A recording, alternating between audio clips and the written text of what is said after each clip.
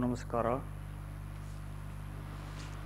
ಹಿಂದಿನ ಭವ್ಯತೆಯ ಸ್ಮರಣೆ, ಇಂದಿನ ಬವಣೆಯ ನೋವು, ಮುಂದಿನ ಗರಿಮೆಯ ಕನಸು, ಈ ಮೂರು ಅಂಶಗಳ ಸ್ಫುರಣೆಗೆ ಯಾವ ಜನರ ಮನಸ್ಸಿನ ಬಾಗಿಲು ತೆರೆದಿರುತ್ತೋ ಅವರಿಗೆ ಪ್ರಗತಿಪಥ ಗೋಚರಿಸುತ್ತೆ ಅಂತ ಒಂದು ಪ್ರಸಿದ್ಧವಾದ ಒಬ್ಬ ತಾತ್ವಿಕನ ಹೇಳಿಕೆ ಇದೆ. ನವೋತ್ಥಾನ ಅಂದರೆ ಇದೆ. 1905ರಿಂದ ಆರಂಭವಾಗಿ 1911ರವರೆಗೆ ಭಾರತದಲ್ಲಿ ನಡೆದ ಒಂದು ದೇಶವ್ಯಾಪಿ ಆಂದೋಲನ, ಸ್ವದೇಶಿ ಆಂದೋಲನ, ಅದರ 100ನೇ ವರ್ಷ ಇದು ಅನ್ನುವ ನಿಮಿತ್ತವಾಗಿ ಆ ಜ್ವಲಂತ ಹೋರಾಟದ ಸ್ಮರಣೆಗೋಸ್ಕರ ನಾವೆಲ್ಲ ಇವತ್ತು ಇಲ್ಲಿ ಸೇರಿದ್ದೇವೆ. ನಮ್ಮ ಈಚಿನ ಇತಿಹಾಸದ ಒಂದು ಅತ್ಯಂತ ಮಹತ್ವದ ಘಟ್ಟ ಅದು ನಡೆದದ್ದು ಹೀಗೆ 3 ಪೀಳಿಗೆಗಳ ಹಿಂದೆ. ನಮ್ಮ ಸ್ವಾತಂತ್ರ್ಯ ಪ್ರಾಪ್ತಿಯ ಹಿಂದೆ ದೀರ್ಘಕಾಲದ ಸಂಘರ್ಷ ಇದೆ. ಅಪ್ರತಿಮ ದೇಶಭಕ್ತರು ಸವೆಸಿದ ಕಂಟಕಮಯವಾದ ದಾರಿ ಇದೆ. ತಮ್ಮ ಸರ್ವಸ್ವವನ್ನು ರಾಷ್ಟ್ರಕ್ಕೆ ಅರ್ಪಿಸಿದ ಸಾವಿರಾರು ಬಲಿದಾನಿಗಳ ರಕ್ತತರ್ಪಣ ಇದೆ. ಆ ಇತಿಹಾಸವನ್ನು ನಾವು ಸ್ವಲ್ಪವಾದರೂ ತಿಳಿದುಕೊಂಡ್ರೆ ಸ್ವಾತಂತ್ರ್ಯ ಎಷ್ಟು ಅಮೂಲ್ಯವಾದ್ದು ಅನ್ನುವ ಮನವರಿಕೆ ನಮಗೆ ಸ್ವಲ್ಪ ಮಟ್ಟಿಗೆ ಆಗಬಹುದು. ತಾವು ಕರ್ಪೂರದ ಹಾಗೆ ಉರಿದು ನಮಗೆ ಸ್ವಾತಂತ್ರ್ಯವನ್ನು ತಂದುಕೊಟ್ಟ ಆ ಅಸಂಖ್ಯ ಚೇತನಗಳನ್ನು ಗೌರವಪೂರ್ಣವಾಗಿ ನೆನೆದು ಶ್ರದ್ಧೆ ಸಲ್ಲಿಸೋದು ಸಭ್ಯ ನಾಗರಿಕರ ಮೂಲಭೂತವಾದ ಕರ್ತವ್ಯ. ಅಂಥ ಒಂದು ಸುಸಂದರ್ಭ ನಮಗೆ ಈ ವರ್ಷ ಒದಗಿದೆ. 19ನೇ ಶತಮಾನದ ಉತ್ತರಾರ್ಧದಲ್ಲಿ ಭಾರತದ ಜನಮಾನಸದಲ್ಲಿ ಹೆಚ್ಚಿನ ಚೇತರಿಕೆ ಉಂಟಾಯಿತು. ಅದಕ್ಕೆ ಹಲವು ಪ್ರಮುಖ ಪ್ರೇರಕ ಸನ್ನಿವೇಶಗಳನ್ನು ನಾವು ಗುರುತಿಸಬಹುದು. ಒಂದು ಕಡೆ 1857ರ ಪ್ರಥಮ ಸ್ವಾತಂತ್ರ್ಯ ಸಂಗ್ರಾಮದ ಅವಿಸ್ಮರಣೀಯ ಹೆಜ್ಜೆ ಗುರುತುಗಳು ಇದ್ದವು. ಇನ್ನೊಂದು ಕಡೆ ಶ್ರೀರಾಮಕೃಷ್ಣ ಪರಮಹಂಸರಿಂದ ಉಗಮವಾಗಿ ಸ್ವಾಮಿ ದಯಾನಂದ ಸರಸ್ವತಿ ಅವರಲ್ಲಿ ಪ್ರಫುಲ್ಲಗೊಂಡ ಧಾರ್ಮಿಕ ಉನ್ಮೇಷ. ಮತ್ತೊಂದು ಕಡೆ ಹಿಂದುತ್ವದ ಜೀವಂತಿಕೆಯನ್ನು ಇಡೀ ವಿಶ್ವಕ್ಕೆ ಪರಿಚಯಿಸಿದ ಸ್ವಾಮಿ ವಿವೇಕಾನಂದರ ದಿಗಂತವ್ಯಾಪಿ ಅಭಿಯಾನ. ಹೀಗೆ ನವೋತ್ಥಾನದ ಹಲವಾರು ಎಳೆಗಳು ಹುರಿಗೊಂಡಿದ್ದರಿಂದ 20ನೇ ಶತಮಾನದ ಪ್ರಾರಂಭದ ಹೊತ್ತಿಗೆ ಹಿಂದಿಗಿಂತ ಹೆಚ್ಚಿನ ಚೈತನ್ಯ ಸ್ವಾತಂತ್ರ್ಯೋದ್ಯಮಕ್ಕೆ ಸಿಕ್ಕಿತ್ತು. ಈಗ 100 ವರ್ಷ ಹಿಂದೆ ಭಾರತ ನಡೆಸಿದ ಒಂದು ರೋಮಾಂಚಕಾರಿ ಸಂಘರ್ಷ ಸ್ವದೇಶಿ ಅಭಿಯಾನ, ಅದನ್ನು ವಂಗವಿಭಜನ ವಿರೋಧಿ ಆಂದೋಲನ ಅಂತಲೂ ಕರೀತಾರೆ, ವಂದೇ ಮಾತರಂ ಅಭಿಯಾನ ಅಂತಲೂ ಕರೀತಾರೆ. ಅದರ ವಿವರಗಳಿಗೆ ಹೋಗುವುದಕ್ಕೆ ಮುಂಚೆ ಇನ್ನೊಂದು ಕಾಕತಾಳೀಯ ಸಂದರ್ಭವನ್ನು ಕೂಡ ಇಲ್ಲಿ ನಾವು ನೆನಪು ಮಾಡಿಕೊಳ್ಬೇಕಾಗಿದೆ. ಯಾವ ಸಂಸ್ಥೆಯಲ್ಲಿ ನಾವೆಲ್ಲ ಇವತ್ತು ಸೇರಿದ್ದೀವೋ ಈ ಸಂಸ್ಥೆಯ ಸ್ಥಾಪಕರಾದ ಶ್ರದ್ಧೇಯ DVಜಿಯವರು ತಮ್ಮ ಸಾರ್ವಜನಿಕ ಜೀವನವನ್ನು ಆರಂಭಿಸಿದ್ದೇ ಸ್ವದೇಶಿ ಆಂದೋಲನದ ಭಾಗವಾಗಿ. DVಜಿಯವರು ಮುಳುಬಾಗಲನ್ನು ಬಿಟ್ಟು ಜೀವನೋಪಾಯಕ್ಕೋಸ್ಕರ ಬೆಂಗಳೂರಿಗೆ ಬಂದದ್ದು 1905-6ರ ಸುಮಾರಿನಲ್ಲಿ. ಆಗ ಅವರಿಗೆ 18-19 ವರ್ಷ ವಯಸ್ಸು. ಅವರು ಬದುಕಿನಲ್ಲಿ ಒಂದು ನೆಲೆ ಕಂಡುಕೊಳ್ಳೋದಕ್ಕೆ ಏನೇನೋ ಸಾಹಸ ಮಾಡಿದ್ರು, ಅದೆಲ್ಲ ಬೇರೆ ಕಥೆ. ಮುಖ್ಯ ಸಂಗತಿ ಅಂದರೆ ಆ ವೇಳೆಗೆ ಅವರು ಮಾನಸಿಕವಾಗಿ ಸಾಕಷ್ಟು ವಿಕಾಸ ಹೊಂದಿದ್ದರು. ಆ ವೇಳೆಗೆ ಸಾಕಷ್ಟು ವಿಸ್ತಾರವಾದ ಅಧ್ಯಯನ ಚಿಂತನೆ ನಡೆಸಿದ್ರು. ದೇಶಭಕ್ತಿಗೆ ಪೋಷಕವಾದ ಹಲವಾರು ಪ್ರಭಾವಗಳು ಅವರ ಮನಸ್ಸಿನ ಮೇಲೆ ಆಗಿದ್ದವು. ರಾಜಕೀಯ ಕ್ಷೇತ್ರದಲ್ಲಿ ಆ ಯುಗದಲ್ಲಿ ಪ್ರಮುಖರಾಗಿದ್ದ ದಾದಾಭಾಯಿ ನವರೋಜಿ ಮೊದಲಾದವರ ಚಿಂತನೆಯ ಪ್ರಸಾರವನ್ನು DVG ಮಾಡೋದಕ್ಕೆ ಆಗಲೇ ಆರಂಭ ಮಾಡಿದ್ರು. ಇಂಗ್ಲೆಂಡ್ ಭಾರತದಲ್ಲಿ ನಡೆಸಿದ್ದ ಆರ್ಥಿಕ ಶೋಷಣೆ ಕುರಿತು ದಶಕಗಳುದ್ದಕ್ಕೂ ದಾದಾಭಾಯಿ ನವರೋಜಿ ಅವರು ಜನಜಾಗೃತಿಯನ್ನು ಮಾಡಿದ್ದರು. ನವರೋಜಿಯವರ 90ನೇ ಜನ್ಮದಿನ ಸಂದರ್ಭದಲ್ಲಿ 1914ರಲ್ಲಿ ಸುಮಾರು DVG ಕಾರ್ಯಕ್ರಮವನ್ನು ಬೆಂಗಳೂರಿನಲ್ಲಿ ಏರ್ಪಡಿಸಿದ್ದರು. ನವರೋಜಿಯವರನ್ನ ಕುರಿತು ಪದ್ಯ ಬರೆದಿದ್ದರು. ಇದನ್ನು ಮೆಚ್ಚಿ ನವರೋಜಿಯವರು DVG ಅವರಿಗೆ ಪತ್ರವನ್ನು ಕೂಡ ಬರೆದಿದ್ದರು. ರಾಷ್ಟ್ರೀಯ ಸ್ತರದ ಆಗುಹೋಗುಗಳ ಬಗ್ಗೆ DVG ಅವರಿಗೆ 1906-7ರ ವರ್ಷಗಳಿಂದಲೇ ಆಸಕ್ತಿ ಇತ್ತು. ಅವರ ಮನಸ್ಸನ್ನು ರೂಪಿಸಿದ್ದ ಗಾಢ ಪ್ರಭಾವಗಳಲ್ಲಿ ಒಂದು ಸ್ವಾಮಿ ವಿವೇಕಾನಂದರದು. DVG ಅವರು ಬರೆದ ಮೊದಲ ಪದ್ಯಗಳು ಬಾಲಗಂಗಾಧರ ತಿಲಕ್, ವಿವೇಕಾನಂದ ಮೊದಲಾದವರನ್ನು ಕುರಿತದ್ದು. 1950ರಷ್ಟು ಈಚೆಗೆ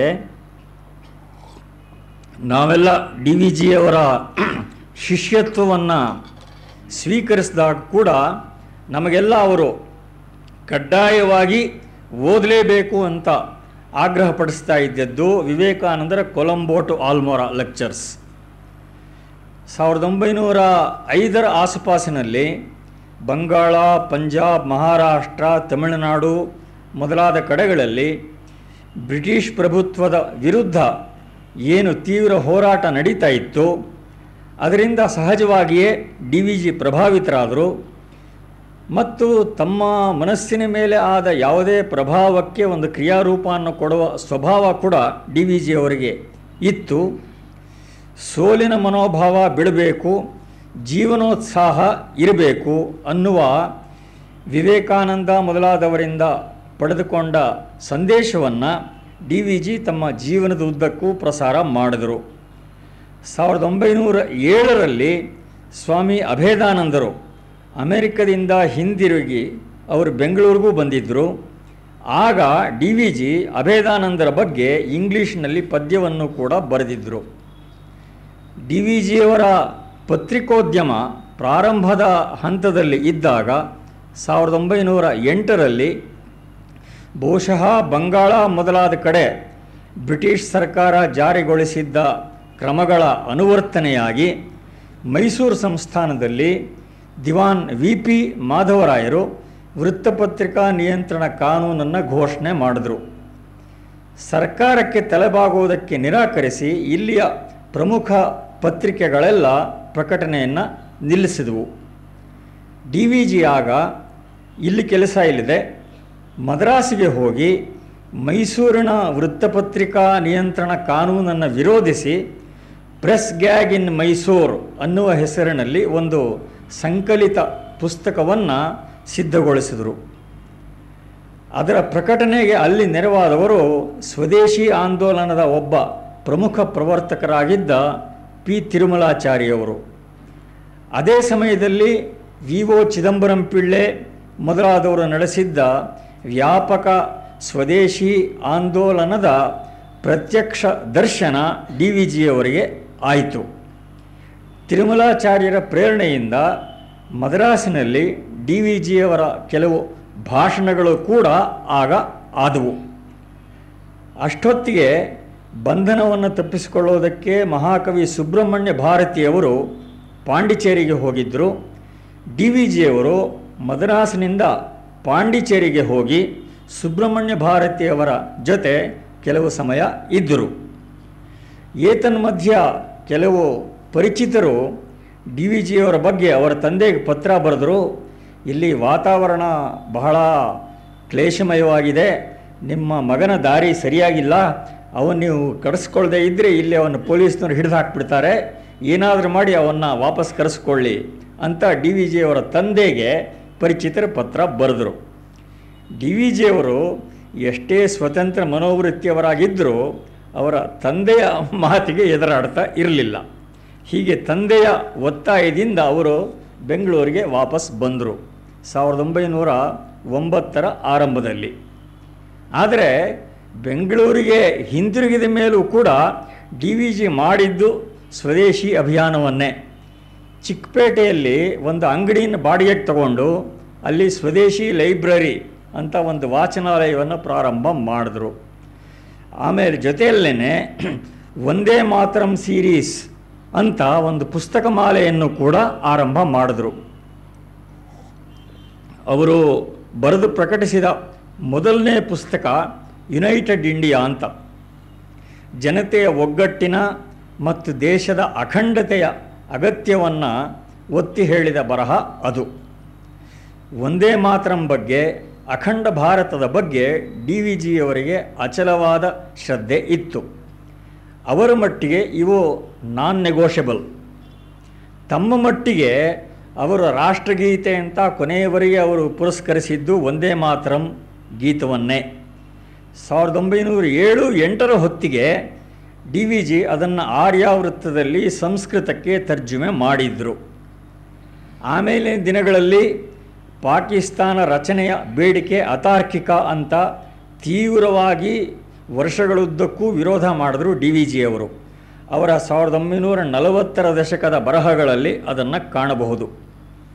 ಅದಾದ ಮೇಲೆ 1909-10ರಲ್ಲಿಯೇ ಸುಮತಿ ಅಂತ ಒಂದು ವಾರಪತ್ರಿಕೆಯನ್ನು DVG ಆರಂಭ ಮಾಡಿದ್ರು. ಕೆಲವು ಕಾಲ ನಡೆಸಿದ್ರು. ಅದರಲ್ಲಿಯೂ ಅವರು ಬರೆದದ್ದು ವಂದೇ ಮಾತರಂ ಬಗ್ಗೆ, ಸ್ವದೇಶಿ ಬಗ್ಗೆ, ಈ ವಿಷಯಗಳ ಬಗ್ಗೆನೇ. DVGಯವರ ವಿಷಯನ ಇಲ್ಲಿಗೆ ಮುಗಿಸ್ತೇನೆ. ಈಗ ಇವತ್ತಿನ ವಿಷಯಕ್ಕೆ ಬರ್ತೇನೆ. 1857ರ ಸ್ವಾತಂತ್ರ್ಯ ಸಂಗ್ರಾಮದ ತರುವಾಯದ ದಿನಗಳಲ್ಲಿ ತೀವ್ರವಾದಿಗಳು ಭೂಗತರಾಗಿ ಕಾರ್ಯಾಚರಣೆ ಮಾಡಬೇಕಾದ ಅನಿವಾರ್ಯತೆ ಇತ್ತು. ಈ ಸ್ಥಿತಿ 19ನೇ ಶತಮಾನದ ಕೊನೆಯವರೆಗೆ ಇತ್ತು. ಆಮೇಲೆ ನಾಯಕರಾಗಿ ಹೊಮ್ಮಿದವರು ತಿಲಕ್, ಬಿಪಿನ್ ಚಂದ್ರಪಾಲ್, ಲಜಪತ್ ರಾಯ್, ಅರವಿಂದರು ಮೊದಲಾದವರು. ಹೀಗೆ ಸ್ವಾತಂತ್ರ್ಯ ಹೋರಾಟಕ್ಕೆ ಚೇತರಿಕೆ ಬರೋದಕ್ಕೆ 50 ವರ್ಷ ಹಿಡಿಯಿತು. ಆಂಗ್ಲ ಪ್ರಭುತ್ವಕ್ಕೆ ಒಂದು ಅಂತಿಮ ಸವಾಲನ್ನು ಕೊಡಬೇಕು ಅನ್ನುವ ಮಾನಸಿಕತೆ ಜನರಲ್ಲಿ ಸಿದ್ಧವಾಗಿ ಇತ್ತು.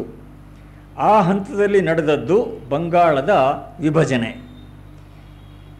ವಂದೇ ಮಾತರಂ ಸ್ವದೇಶಿ ಆಂದೋಲನ ಕೇವಲ ವಂಗ ವಿಭಜನೆಗೆ ಪ್ರತಿಕ್ರಿಯೆಯಾಗಿ ಹೊಮ್ಮಿದ ಒಂದು ತಾತ್ಕಾಲಿಕ ಘಟನಾವಳಿ ಅಲ್ಲ. ಒಂದು ದೈವವಿಹಿತವಾದ ಗಮ್ಯದ ಕಡೆಗೆ ಭಾರತ ಇಟ್ಟ ಒಂದು ನಿರ್ಣಾಯಕ ಹೆಜ್ಜೆ ಅದಾಗಿತ್ತು. ಗಾಂಧಿಯವರು 1908ರಲ್ಲಿ ಬರೆದ ಮತ್ತು ಅವರ ಮ್ಯಾನಿಫೆಸ್ಟೋ ಅಂತಲೇ ಪ್ರಸಿದ್ಧವಾಗಿರುವ ಹಿಂದ್ ಸ್ವರಾಜ್ ಪುಸ್ತಿಕೆ ಏನಿದೆ, ಅದಕ್ಕೆ ಪ್ರೇರಣೆಯನ್ನು ಕೊಟ್ಟಿದ್ದು ಕೂಡ ವಂಗಭಂಗ ವಿರೋಧಿ ಚಳುವಳಿ. ಹಿಂದೆ ಅಂದರೆ 18ನೇ ಶತಮಾನಕ್ಕೆ ಹಿಂದೆ ಭಾರತದಲ್ಲಿ ದೆಹಲಿಯಲ್ಲಿಯೋ ಕಲ್ಕತ್ತಾದಲ್ಲಿಯೋ ಯಾರದೇ ಆಳ್ವಿಕೆ ಇದ್ದರೂ ದೇಶದ ಹೆಚ್ಚಿನ ಭಾಗದ ಜನರ ಜೀವನದ ಮೇಲೆ ಅದರ ಪ್ರಭಾವ ಬೀಳ್ತಾ ಇದ್ದದ್ದು ಕಡಿಮೆ.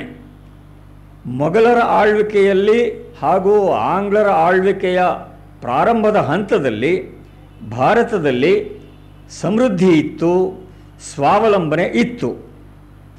ಈ ಸ್ಥಿತಿಗೆ ಆಂಗ್ಲರ ಶಾಸನ ಕ್ರಮೇಣ ವಿಘಾತವನ್ನು ತಗೊಂಬಂತು. ಹೀಗೆ ರಾಜಕೀಯ ವಿಮೋಚನೆಯ ಅನಿವಾರ್ಯತೆ ಜನರಿಗೆ ಎದ್ದು ಕಾಣೋದಕ್ಕೆ ಪ್ರಾರಂಭ ಆಗಿತ್ತು.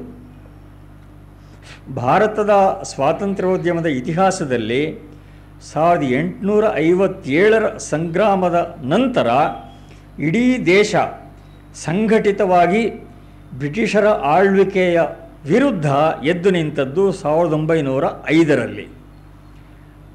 ಆದರೆ 1947ರ ದೇಶ ವಿಭಜನೆಗೆ ಬೀಜಾಂಕುರ ಆಗಿದ್ದೂ ಕೂಡ ಅದೇ ಸಂದರ್ಭದಲ್ಲಿ ಅನ್ನೋದು ಒಂದು it's an irony of fate ಅಂತ ಹೇಳಬಹುದು. ಬಂಕಿಮಚಂದ್ರರು, ದಯಾನಂದರು, ತಿಲಕ್, ವಿವೇಕಾನಂದರು ಅವರ ಅಭಿಯಾನದಿಂದ ಹಿಂದುತ್ವದ ನವೋತ್ಥಾನ 20ನೇ ಶತಮಾನದ ಆರಂಭದ ವೇಳೆಗೆ ಒಂದು ಶಿಖರ ದಶೆ ಮುಟ್ಟಿತ್ತು ಅಂತ ಹೇಳಬಹುದು. 40 ವರ್ಷ ಹಿಂದೆ ಏನು ಪರಿಸ್ಥಿತಿ ಇತ್ತು, ಎಲ್ಲವನ್ನೂ ಸಮಾಜ ಸಹಿಸಿಕೊಳ್ಳುವ ಸ್ಥಿತಿ ಏನಿತ್ತು ಅದು ಈಗ ಇರಲಿಲ್ಲ. ಕಾಂಗ್ರೆಸ್ಸಿನ ಆರಂಭದ ವರ್ಷಗಳ ಸೌಮ್ಯ ಪ್ರವೃತ್ತಿಗೆ ಕಾಂಗ್ರೆಸ್ಸಿನ ಒಳಗಡೆಯೇ ಅಸಮಾಧಾನ ಮೂಡಿತ್ತು. ತೀವ್ರವಾದಿಗಳ ಪ್ರಭಾವ ತೀವ್ರವಾಗಿ ಹರಡ್ತಾ ಇತ್ತು. 19ನೇ ಶತಮಾನದ ಉತ್ತರಾರ್ಧದಲ್ಲಿ ಬಂಕಿಮಚಂದ್ರರು ಭಾರತಕ್ಕೆ ವಂದೇ ಮಾತರಂ ಮಂತ್ರದೀಕ್ಷೆಯನ್ನು ಕೊಟ್ಟರು. ಸ್ವದೇಶಿ was Vande Mataram in action ಅಂತ ಥಿಯೋಡೋರ್ ಶೇ ಅವನ ಪುಸ್ತಕದಲ್ಲಿ ವರ್ಣನೆ ಮಾಡ್ತಾನೆ. ಸ್ವಾಮಿ ವಿವೇಕಾನಂದರಿಂದ ಏನು ಚೇತರಿಕೆ ಸಿಕ್ಕಿತ್ತು ಅದನ್ನು ಕುರಿತು ಫ್ರಾನ್ಸಿನ ಅಗ್ರಮಾನ್ಯ ಲೇಖಕ ರೊಮಾರೋಲಾ ಅವನು ಹೇಳಿದ್ದ ಮಾತಿದು, the neo Vedantism of Swami Vivekananda put new wine in the moribund Indian nationalism. ಅನಿತಿ ಕಾಲದಲ್ಲಿಯೇ 1902 ಹೊತ್ತಿಗೆ ಬೆಂಗಾಲ್ ರೆವಲ್ಯೂಷನರಿ ಪಾರ್ಟಿ ಅದರ ಘಟನೆ ಆಯಿತು. ಸ್ವಾಮಿ ವಿವೇಕಾನಂದರೇ ಸ್ವತಃ ಹೇಮಚಂದ್ರ ಘೋಷ್ ಮತ್ತು ಅವರ ಸಂಗಡಿಗರ ಮೂಲಕ 1902ರಲ್ಲಿ ಕ್ರಾಂತಿ ಸಂಘಟನೆ ಒಂದನ್ನು ಹುಟ್ಟಾಕಿಸಿದ್ರು ವಿವೇಕಾನಂದರು. ಅದರ ಅಧಿಕೃತ ಉದ್ಘಾಟನೆಯನ್ನು ಆಮೇಲಿನ ದಿನಗಳಲ್ಲಿ ಢಾಕಾದಲ್ಲಿ ಬ್ರಹ್ಮಬಾಂಧವ ಉಪಾಧ್ಯಾಯ ಅವರು ನೆರವೇರಿಸಿ ಅದಕ್ಕೆ ಮುಕ್ತಿ ಸಂಘ ಅಂತ ಹೆಸರನ್ನು ಕೊಟ್ಟಿದ್ದರು. ಹೀಗೆ ಸಿದ್ಧವಾಗಿದ್ದ ಪಟಾಕಿಗೆ ಬತ್ತಿಯಾಗಿದ್ದು 1905ರಲ್ಲಿ ವೈಸ್ರಾಯ್ ಲಾರ್ಡ್ ಕರ್ಜನ್ ಘೋಷಣೆ ಮಾಡಿದ್ದ ಬಂಗಾಳದ ವಿಭಜನೆ. ಅದರ ವಿವರಗಳನ್ನು ಮುಂದೆ ನೋಡೋಣ. 19ನೇ ಶತಮಾನದ ಕೊನೆಯ ಹಾಗೂ 20ನೇ ಶತಮಾನದ ಆರಂಭದ ಕಾಲದಲ್ಲಿ ಭಾರತದ ವೈಸ್ರಾಯ್ ಅಂತ ಹೇಳಿದರೆ ಹೆಚ್ಚು ಕಡಿಮೆ ದೊಡ್ಡ ಸಾಮ್ರಾಟ ಅನ್ನಬೇಕಾದ ಸ್ಥಿತಿಯೇ ಇತ್ತು. ವೈಸ್ರಾಯ್ ವರದಿ ಸಲ್ಲಿಸಬೇಕಾಗಿದ್ದದ್ದು ಬ್ರಿಟಿಷ್ ಸರ್ಕಾರದ ಗೃಹ ಕಾರ್ಯದರ್ಶಿಗೆ. ಅವರು ಇದ್ದದ್ದು 7000 ಮೈಲಿ ಆಚೆಗೆ. ಆ ದಿನಗಳಲ್ಲಿ 17 ದಿವಸಗಳ ಹಡಗಿನ ಪ್ರಯಾಣ. ಜಾರ್ಜ್ ಕರ್ಜನ್ ಅಂತೂ ಸ್ವಭಾವತಃ ಅಸೀಮ ಅಹಂಕಾರ ಇದ್ದವನು. ತನ್ನ ಅಸಾಮಾನ್ಯ ಸಾಮರ್ಥ್ಯದಿಂದಾಗಿಯೇ ತಾನು ವೈಸ್ರಾಯ್ ಆದೆ ಅನ್ನೋ ಬಗ್ಗೆ ಅವನಿಗೆ ಸಂದೇಹನೇ ಇರಲಿಲ್ಲ. 1899ರ ಆರಂಭದಲ್ಲಿ ಅವನು ಬೊಂಬಾಯಿಗೆ ಬಂದು ಇಳಿದಾಗ ಮತ್ತು ಆಮೇಲೆ ಕಲ್ಕತ್ತಾ ತಲುಪಿದಾಗ ಅವನಿಗೆ ಏನು ಸ್ವಾಗತ ದೊರೆತಿತ್ತು, ಸಮಾರಂಭ ಸರಣಿಗಳು ನಡೆದಿದ್ವು, ಅವನ ವಸತಿಗೋಸ್ಕರ ಸಜ್ಜಾಗಿದ್ದ ಅರಮನೆ ವೈಭವ ಏನಿತ್ತು ಅದನ್ನು ಹಿಂದೆ ವೆಲೆಸ್ಲಿ ಕಟ್ಟಿಸಿದ್ದು, ಈ ಎಲ್ಲ ಭವ್ಯತೆ ತಾನು ದೊಡ್ಡ ರಾಜ್ಯಾಧಿಪತಿ ಅನ್ನುವ ಅವನ ಭಾವನೆಗೆ ಇನ್ನಷ್ಟು ಕುಮ್ಮಕ್ಕು ಕೊಟ್ಟಿತ್ತು. ಅವನು ವೀಕೆಂಡ್ಸ್ನಲ್ಲಿ ವಿಶ್ರಾಂತಿಗೆ ಅಂತ ಏರ್ಪಾಡು ಮಾಡಿಕೊಂಡ ಬ್ಯಾರಕ್ಪುರದ ಬಂಗಲೆ 350 ಎಕರೆಯಷ್ಟು ವಿಸ್ತಾರವಾಗಿ ಇತ್ತು. ಕರ್ಜನ್ ಕಲ್ಕತ್ತಾದಲ್ಲಿ ನಿವಾಸಿಗಳಾಗಿದ್ದ ಯುರೋಪಿಯನ್ರು, ಬಂಗಾಳಿ ಶ್ರೀಮಂತರು ಅವರಿಗೆಲ್ಲ ಗೌರ್ಮೆಂಟ್ ಹೌಸ್ನಲ್ಲಿ ಏನು ಔತಣಕೂಟಗಳನ್ನು ಕೊಡ್ತಾ ಇದ್ದ ಅವುಗಳ ವೈಭವ ಬಹುಶಃ ಇಂಗ್ಲೆಂಡ್ನಲ್ಲೂ ಕೂಡ ವಿರಳವೇ ಆಗಿತ್ತು ಅಂತ ಹೇಳಬಹುದು. ಕರ್ಜನನನ್ನು ಆರಂಭದಿಂದ ಜನಸಾಮಾನ್ಯರ ಸಂಪರ್ಕ ಮಲಿನಗೊಳಿಸಲೇ ಇಲ್ಲ. ಅವನು ಪ್ರವಾಸ ಮಾಡ್ತಾ ಇದ್ದದ್ದು ಕೂಡ ಬಹುಮಟ್ಟಿಗೆ ತನ್ನ ಪದವಿ ಗೌರವಗಳನ್ನು ಮೆರೆಯೋದಕ್ಕೋಸ್ಕರವೇ. ಅವನ ದುರಹಂಕಾರದ ಹಠದ ಸ್ವಭಾವದಿಂದಾಗಿ ಸರ್ಕಾರದ ಅಧಿಕಾರಿಗಳು ಪ್ರಮುಖರೊಡನೆ ಕೂಡ ಅವನ ವಿರಸ ತೀಕ್ಷ್ಣವಾಗಿಯೇ ಇತ್ತು. ಕರ್ಜನನೇ ಏರ್ಪಾಟು ಮಾಡಿ 1902ರಲ್ಲಿ ತನ್ನ ಕಮಾಂಡರ್ ಇನ್ ಚೀಫ್ ಸೇನಾ ದಂಡನಾಯಕ ಪದವಿಗೆ ಕಿಚನರ್ನ ಕರೆಸ್ಕೊಂಡಿದ್ದ. ಲಾರ್ಡ್ ಕಿಚನರ್ ತಾನು ವೈಸ್ರಾಯ್ ಕಡಿಮೆ ಇಲ್ಲ ಎಂಬಂತೆ ಅವನೇ ಒಂದು ಪರ್ಯಾಯ ಶಕ್ತಿಯಾಗಿ ಬೆಳೆದುಬಿಟ್ಟ. ಲಂಡನ್ನಿನಲ್ಲಿದ್ದ ಪ್ರಭುತ್ವದೊಡನೆ ಕೂಡ ಕರ್ಜನನಿಗೆ ಸೌಹಾರ್ದದ ಸಂಬಂಧ ಏನೂ ಇರಲಿಲ್ಲ. ವೈಸ್ರಾಯ್ ಸಲಹಾ ಮಂಡಳಿಯಲ್ಲಿ ಸೇನಾ ಸರಂಜಾಮು ಖಾತೆಗೆ ಒಂದು ಪ್ರಮುಖನ ಸ್ಥಾನಕ್ಕೆ ಕರ್ಜನ್ ಒಂದು ಹೆಸರನ್ನು ಸೂಚಿಸಿದ. ಬ್ರಿಟಿಷ್ ಸರ್ಕಾರ ಅದಕ್ಕೆ ನಿರಾಕರಣೆ ಮಾಡಿತು, ಒಪ್ಕೊಳ್ಳಿಲ್ಲ. ಇದರಿಂದ ಬೇಸತ್ತು ಕರ್ಜನ್ ತನ್ನ ರಾಜೀನಾಮೆ ಕಳಿಸ್ದ. ಸರ್ಕಾರ ನನ್ನ ರಾಜೀನಾಮೆನ ಒಪ್ಕೊಳ್ಳೋದಿಲ್ಲ, ನೀನೇ ಮುಂದುವರಿಬೇಕು ಅಂತ ಬಲವಂತ ಮಾಡುತ್ತೆ ಅಂತ ಕರ್ಜನ್ ಅಂದ್ಕೊಂಡಿದ್ದ. ಆದರೆ 10 ದಿವಸಗಳಲ್ಲಿ ಆಗಿನ ಕಿಂಗ್ ಎಂಪರರ್ನಿಂದ ಕರ್ಜನ್ನಿಗೆ ಪತ್ರ ಬಂತು, ನಿಮ್ಮ ರಾಜೀನಾಮೆಯನ್ನು ಸ್ವೀಕರಿಸಿದ್ದೀವಿ ಅಂತ. ಹೊಸ ವೈಸ್ರಾಯ್ ಮಿಂಟೋ 1905 ನವೆಂಬರ್ 15ಕ್ಕೆ ಬೊಂಬಾಯಿಗೆ ಬಂದ. ತನ್ನ ಉತ್ತರಾಧಿಕಾರಿಯನ್ನು ಸಭ್ಯವಾಗಿ ಸ್ವಾಗತಿಸುವ ಶಿಷ್ಟಾಚಾರ ಕೂಡ ಕರ್ಜನ್ ತೋರಿಸಲಿಲ್ಲ. ಇದು ಕರ್ಜನನ ವ್ಯಕ್ತಿ ಪ್ರತಿಮೆಗೆ ಇನ್ನಷ್ಟು ಘಾತಕನೇ ಮಾಡಿತು. ಸಹಜ ಕ್ರಮದಲ್ಲಿ ಬ್ರಿಟಿಷ್ ಪ್ರಭುತ್ವದಿಂದ ಒಬ್ಬ ವೈಸ್ರಾಯ್ಗೆ ಸಿಗ್ತಾ ಇದ್ದ ಪ್ರಶಸ್ತಿ ಪ್ರತಿಷ್ಠೆಗಳು ಕೂಡ ಅವನಿಗೆ ಸಿಗಲಿಲ್ಲ. ಅರ್ಲ್ ಅನ್ನಿಸ್ಕೊಂಡು ಹೌಸ್ ಆಫ್ ಲಾರ್ಡ್ಸ್ ಸದಸ್ಯ ಆಗಬಹುದಾಗಿತ್ತು, ಆ ಸಮಾಧಾನ ಕೂಡ ಅವನಿಗೆ ಸಿಗಲಿಲ್ಲ. ಹೀಗೆ ಮೈಟಿ ಫಾಲ್ ಅಂತ ವರ್ಣಿಸುವ ರೀತಿಯಲ್ಲಿ ಕರ್ಜನನ ಅವಸಾನ ಆಯಿತು. ಎಷ್ಟೋ ವರ್ಷಗಳಾದ ಮೇಲೆ 1923ರಲ್ಲಿ ಆಗ ಬಾಲ್ಡ್ವಿನ್ ಇಂಗ್ಲೆಂಡಿನ ಪ್ರಧಾನಿಯಾಗಿದ್ದ. ಆವಾಗ ಕರ್ಜನನಿಗೆ ಇಂಗ್ಲೆಂಡಿನಲ್ಲಿ ಒಂದು ಆಲಂಕಾರಿಕವಾದ ಮಂತ್ರಿ ಪದವಿ ಸಿಕ್ತು. ಕರ್ಜನ್ನಿಗೆ ಒಂದು ಉಪಕಾರವಂತೂ ಕರ್ಜನ್ ಭಾರತಕ್ಕೆ ಮಾಡ್ದ. ಅವನಿಗೆ ಈ ಮಾನ್ಯುಮೆಂಟ್ಸ್ ಬಗ್ಗೆ ಬಹಳ ಆಸಕ್ತಿ. ಭಾರತದ ಅನೇಕ ಮಾನ್ಯುಮೆಂಟ್ಸ್ ಅದನ್ನು ದುರಸ್ತಿಗೊಳಿಸೋದರಲ್ಲಿ ಕರ್ಜನ್ ಬಹಳ ಆಸಕ್ತಿ ವಹಿಸಿದ. ತಾಜ್ಮಹಲ್ನಿಂದ ಅವನು ಮೋಹಿತನಾಗಿದ್ದ. ತಾಜ್ಮಹಲ್ಗೆ ಸರಿಗಟ್ಟುವಂಥ ಒಂದು ಭವ್ಯ ಸೌಧವನ್ನು ಕಲ್ಕತ್ತಾದಲ್ಲಿ ತಾನು ಕಟ್ಟಿಸಬೇಕು ಅಂತ ಅವನಿಗೆ ಬಹಳ ಆಸೆ ಇತ್ತು. ವಿಕ್ಟೋರಿಯಾ ರಾಣಿ ನಿಧನಳಾದ ಮೇಲೆ ಅವಳ ಹೆಸರಿಗೆ ಅಂಕಿತ ಮಾಡ್ತೀನಿ ಅಂತ ಹೇಳಿ ವಿಕ್ಟೋರಿಯಾ ಮೆಮೋರಿಯಲ್ ಅಂತ ಈ ಕಲ್ಕತ್ತಾದಲ್ಲಿ ಭವ್ಯವಾದ ಕಟ್ಟಡ ಏನಿದೆ ಅದಕ್ಕೆ ಸರ್ಕಾರದ ಅಂಗೀಕಾರ ಪಡ್ಕೊಂಡ. ಆದರೆ ಅದರ ಕೆಲಸ ಶುರುವಾಗಿದ್ದು ಕರ್ಜನ್ ನಿವೃತ್ತನಾಗಿ ಇಂಗ್ಲೆಂಡಿಗೆ ಹೋದ ಮೇಲೆ 1906ರಲ್ಲಿ. ಅದರ ಉದ್ಘಾಟನೆ ಆದದ್ದು 1921ರಲ್ಲಿ. ಅದನ್ನು ಕರ್ಜನ್ ಯಾವತ್ತೂ ಕಣ್ಣಿಂದ ನೋಡಲೇ ಇಲ್ಲ. ಅದರ ಮುಂಭಾಗದಲ್ಲಿ ಕರ್ಜನನ ಪ್ರತಿಮೆ ಬಹಳ ವರ್ಷ ಇತ್ತು. ಈಗ ಅದು ವಿಕ್ಟೋರಿಯಾ ಮೆಮೋರಿಯಲ್ ಹಿತ್ತಲಲ್ಲಿ ಎಲ್ಲೋ ಬಿದ್ದಿದೆ. ಭಾರತದಂಥ ದೊಡ್ಡ ದೇಶವನ್ನು ಅಂಕೆಯಲ್ಲಿ ಇಟ್ಟುಕೊಳ್ಳಬೇಕಾದ್ರೆ ಸಮಾಜವನ್ನು ಹಲವಾರು ಬಣಗಳಾಗಿ ಒಡೆಯಬೇಕು. ಈ ಧೋರಣೆಯನ್ನು ಬ್ರಿಟಿಷ್ ಪ್ರಭುತ್ವ ಮೊದಲಿಂದ ಅನುಸರಿಸ್ತಾ ಬಂದಿತ್ತು. ಆಡಳಿತದಲ್ಲಿ, ಸಮಾಜ ವ್ಯವಸ್ಥೆಯಲ್ಲಿ ಹಿಂದೆ ಇರದಿದ್ದ ಭೇದಗಳನ್ನು, ಶ್ರೇಣೀಕರಣಗಳನ್ನು ಬ್ರಿಟಿಷ್ ಪ್ರಭುತ್ವ ಜಾರಿ ಮಾಡಿತ್ತು.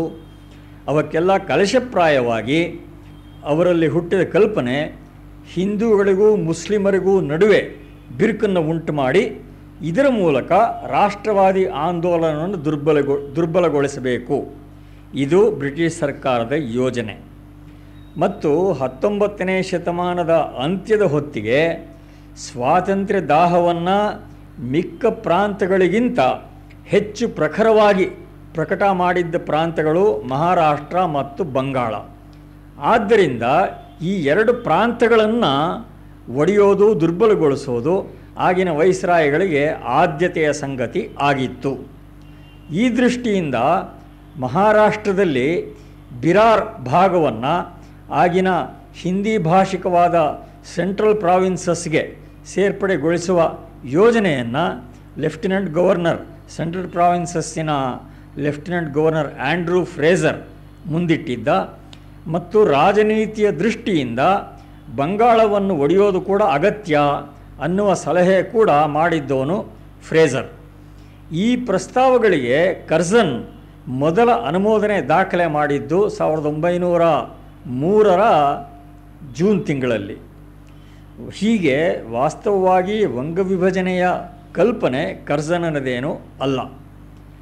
ಅವನು ಪತ್ರವ್ಯವಹಾರದಲ್ಲಿ ಈ ಒಂದೆರಡು ಸಲಹೆಗಳನ್ನು ಮಾಡಿದ್ದ.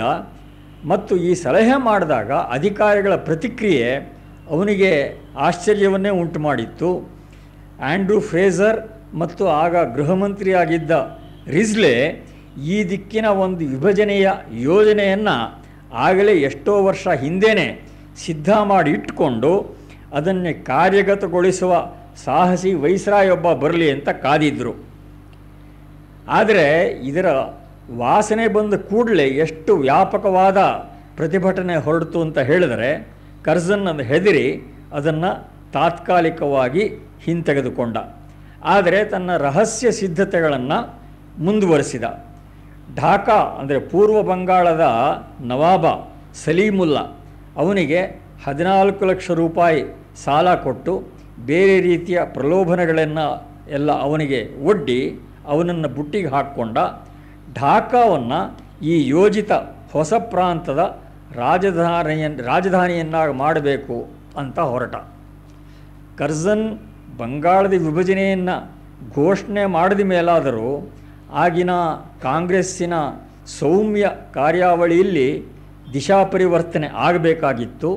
ಆದರೆ ಹಾಗೆ ಆಗಲಿಲ್ಲ. ಆ ಸನ್ನಿವೇಶದಲ್ಲಿ ರಾಷ್ಟ್ರೀಯತೆಯನ್ನು ಎತ್ತಿ ಹಿಡುವ ಕೆಲಸ ಮಾಡಿದವರು ಬಾಲಗಂಗಾಧರ್ ತಿಲಕ್, ಲಾಲಾ ಲಜಪತ್ ರಾಯ್, ಬಿಪಿನ್ ಚಂದ್ರ ಪಾಲ್, ಅರವಿಂದ ಘೋಷರು, ನಿವೇದಿತಾ ಮೊದಲಾದವರು. 1906ರ ಕಲ್ಕತ್ತಾ ಕಾಂಗ್ರೆಸ್ ಅಧಿವೇಶನಕ್ಕೆ ತಿಲಕರು ಅಧ್ಯಕ್ಷರಾಗಬೇಕು ಅಂತ ಬಿಪಿನ್ ಚಂದ್ರ ಪಾಲ್ ಮೊದಲಾದ ಎಲ್ಲರ ಆಗ್ರಹ ಇತ್ತು. ಆದರೆ ಕಾಂಗ್ರೆಸ್ಸಿನ ಮುತ್ಸದ್ದಿಗಳು ಅದನ್ನು ತಂತ್ರಗಾರಿಕೆಯಿಂದ ತಪ್ಪಿಸಿ ವೃದ್ಧ ದಾದಾಭಾಯಿ ನವರೋಜಿ ಅವರನ್ನು ಅಧ್ಯಕ್ಷರನ್ನಾಗಿ ಮಾಡಿದರು. ಅವರು ಎಲ್ಲರಿಗೂ ಅಕ್ಸೆಪ್ಟಬಲ್ ವ್ಯಕ್ತಿ ಅನ್ನುವ ದೃಷ್ಟಿಯಿಂದ. ದಾದಾಭಾಯಿ ನವರೋಜಿ 1906ರ ಕಾಂಗ್ರೆಸ್ ಅಧಿವೇಶನದಲ್ಲಿ ಸ್ವದೇಶಿ ಮತ್ತು ಸ್ವದೇಶಿ ಆಂದೋಲನಕ್ಕೆ, ವಿದೇಶಿ ಉದ್ಯಮಗಳ ಬಹಿಷ್ಕಾರಕ್ಕೆ, ರಾಷ್ಟ್ರೀಯ ಶಿಕ್ಷಣಕ್ಕೆ ಒತ್ತು ಕೊಟ್ಟು ಇವು ಇನ್ನು ಮುಂದೆ ಕಾಂಗ್ರೆಸ್ಸಿನ ಗುರಿಯಾಗಿರುತ್ತೆ ಅಂತ ಘೋಷಣೆ ಮಾಡಿದರು. ದಾದಾಬಾಯಿಯವರು ಆರಂಭದಿಂದ ಸ್ವದೇಶಿ ಪರವಾಗಿ ಇದ್ದವರು. ಅವರು ಘೋಷಣೆ ಏನೋ ಮಾಡಿದ್ರು. ಆದರೆ ಆ ಘೋಷಣೆಗೆ ಆಮೇಲಿನ ದಿನಗಳಲ್ಲಿ ಅದಕ್ಕೆ ಜೀವ ತುಂಬಿ ಹೆಗಲು ಕೊಟ್ಟವರು ಅರವಿಂದರು, ತಿಲಕ್ ಮೊದಲಾದ ತೀವ್ರಗಾಮಿಗಳೇ. ಈ ಎಲ್ಲ ಅಭಿಯಾನಕ್ಕೆ ಕೀಲೆಣ್ಣೆಯಾಗಿ ಕೆಲಸ ಮಾಡಿದವರು ನಿವೇದಿತಾ. ಬಹುಶಃ ಸ್ವದೇಶಿ ಆಂದೋಲನದ ಕಾರ್ಯಾವಳಿಗಳಲ್ಲಿ ನಿವೇದಿತಾ ಅವರ ಪಾತ್ರ ಇರದೇ ಇದ್ದ ಚಟುವಟಿಕೆ ಯಾವುದೂ ಇರಲಿಲ್ಲ. ಮುಂದಿನ ವರ್ಷ 1907ರ ಕಾಂಗ್ರೆಸ್ ಅಧಿವೇಶನಕ್ಕೆ ಲಾಲಾ ಲಜಪತ್ ರಾಯ್ ಅಧ್ಯಕ್ಷರಾಗಬೇಕು ಅಂತ ಇಡೀ ದೇಶದ ಅಭಿಪ್ರಾಯ ಇತ್ತು. ಆದರೆ ಈ ಸಲವೂ ಕೂಡ ಕಾಂಗ್ರೆಸ್ ಅದನ್ನು ನಿವಾರಿಸಿ ತಮ್ಮಂತೆ ಮಂದಗಾಮಿಯೇ ಆಗಿದ್ದ ಒಬ್ಬ ರಾಷ್ಬಿಹಾರಿ ಘೋಷ್ ಅನ್ನೋವರನ್ನು ಅಧ್ಯಕ್ಷರನ್ನಾಗಿ ಮಾಡಿದರು. 1907ರಲ್ಲಿ ಕಾಂಗ್ರೆಸ್ ಸೂರತ್ ಅಧಿವೇಶನದಲ್ಲಿ ಮಂದಗಾಮಿ, ತೀವ್ರಗಾಮಿ ಅಂತ 2 ಹೋಳುಗಳಾಗಿದ್ದು ಅದು ಪ್ರಸಿದ್ಧವಾದ ಇತಿಹಾಸ. ಇನ್ನೊಂದು ಅಂಶವನ್ನು ನೆನಪು ಮಾಡ್ಕೋಬೇಕು.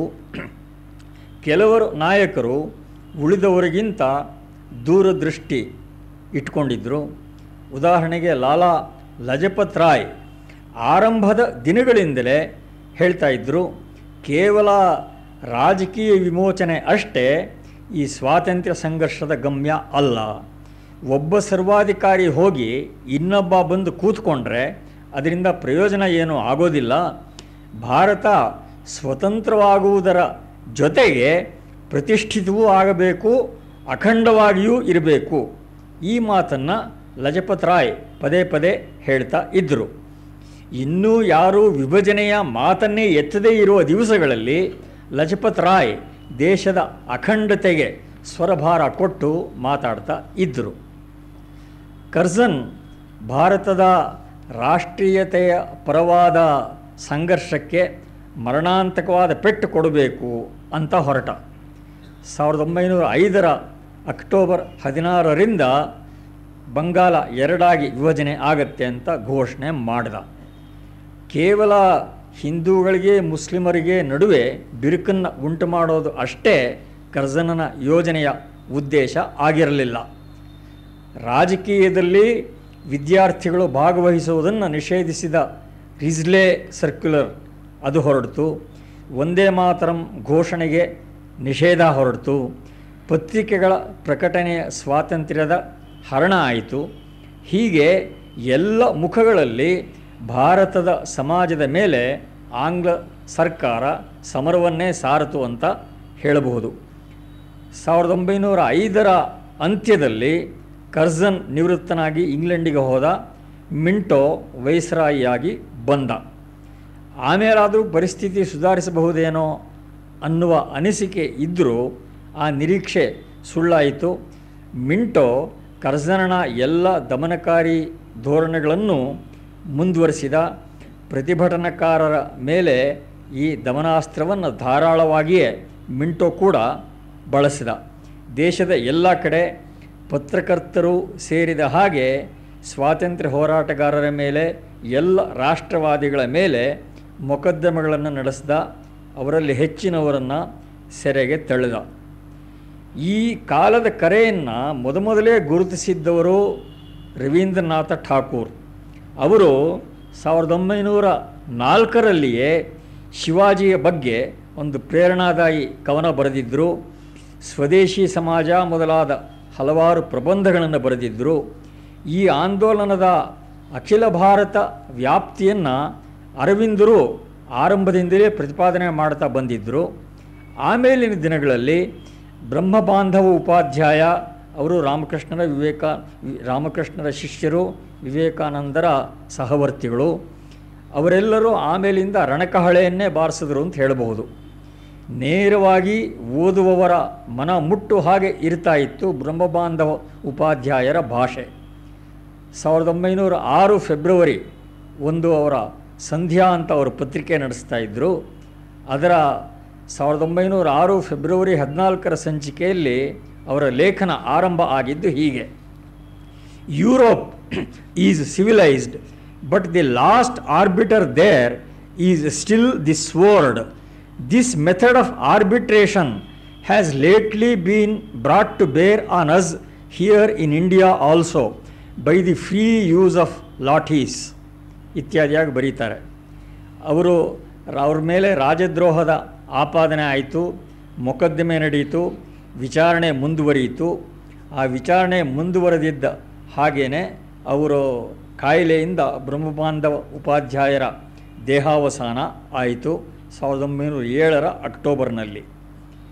1907ರಲ್ಲಿ ಇಡೀ ದೇಶದ ಎಲ್ಲ ಸ್ವಾತಂತ್ರ್ಯಪರ ಪತ್ರಿಕೆಗಳ ಮೇಲೆ ಬ್ರಿಟಿಷ್ ಸರ್ಕಾರ ಪ್ರಹಾರ ನಡೆಸಿತು. ಸಹಜವಾಗಿಯೇ ಭೂಪೇಂದ್ರನಾಥ ದತ್ತ ಅವರು ನಡೆಸ್ತಾ ಇದ್ದ ಯುಗಾಂತರ, ಬ್ರಹ್ಮಬಾಂಧವರ ಸಂಧ್ಯಾ, ಅರವಿಂದರ್ ನಡೆಸ್ತಾ ಇದ್ದ ವಂದೇ ಮಾತರಂ, ಈ ಎಲ್ಲ ಪತ್ರಿಕೆಗಳ ಮೇಲೆ ಮೊಕದ್ದಮೆ ಜಾರಿ ಆಯಿತು. ಭೂಪೇಂದ್ರನಾಥ ದತ್ತ ಬಿಪಿನ್ ಚಂದ್ರ ಪಾಲ್ ಅವರನ್ನು ಪ್ರೆಸಿಡೆನ್ಸಿ ಮ್ಯಾಜಿಸ್ಟ್ರೇಟ್ ಕಿಂಗ್ಸ್ಫರ್ಡ್ ಬಂಧನದಲ್ಲಿ ಇಟ್ಟ. 1907ರಲ್ಲಿ ಲಾಲಾ ಲಜಪತ್ ರಾಯ್ ಅವ್ರನ್ನ ಸರ್ಕಾರ ಗಡೀಪಾರು ಮಾಡಿ ಬರ್ಮದ ಮಾಂಡಲೆಗೆ ಕಳಿಸ್ತು. ಹೀಗೆ ಒಂದಾದ ಮೇಲೆ ಒಂದು ದಮನಕಾರಿ ಆಚರಣೆಗಳು ನಡೀತಾ ಬಂತು.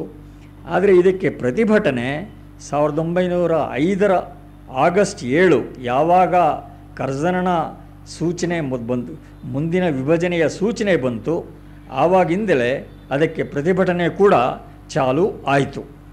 1905ರ ಆಗಸ್ಟ್ 7 ಕಲ್ಕತ್ತಾದ ಪುರಭವನದಲ್ಲಿ ಒಂದು ದೊಡ್ಡ ಪ್ರತಿಭಟನಾ ಸಭೆ ಏರ್ಪಟ್ಟಿತ್ತು.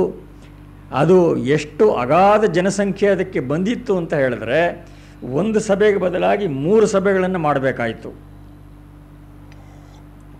ಇಡೀ ಬಂಗಾಳನೇ ಅಲ್ಲಿ ಪ್ರತಿನಿಧಿತವಾಗಿತ್ತು ಅಂತ ಹೇಳಬಹುದು.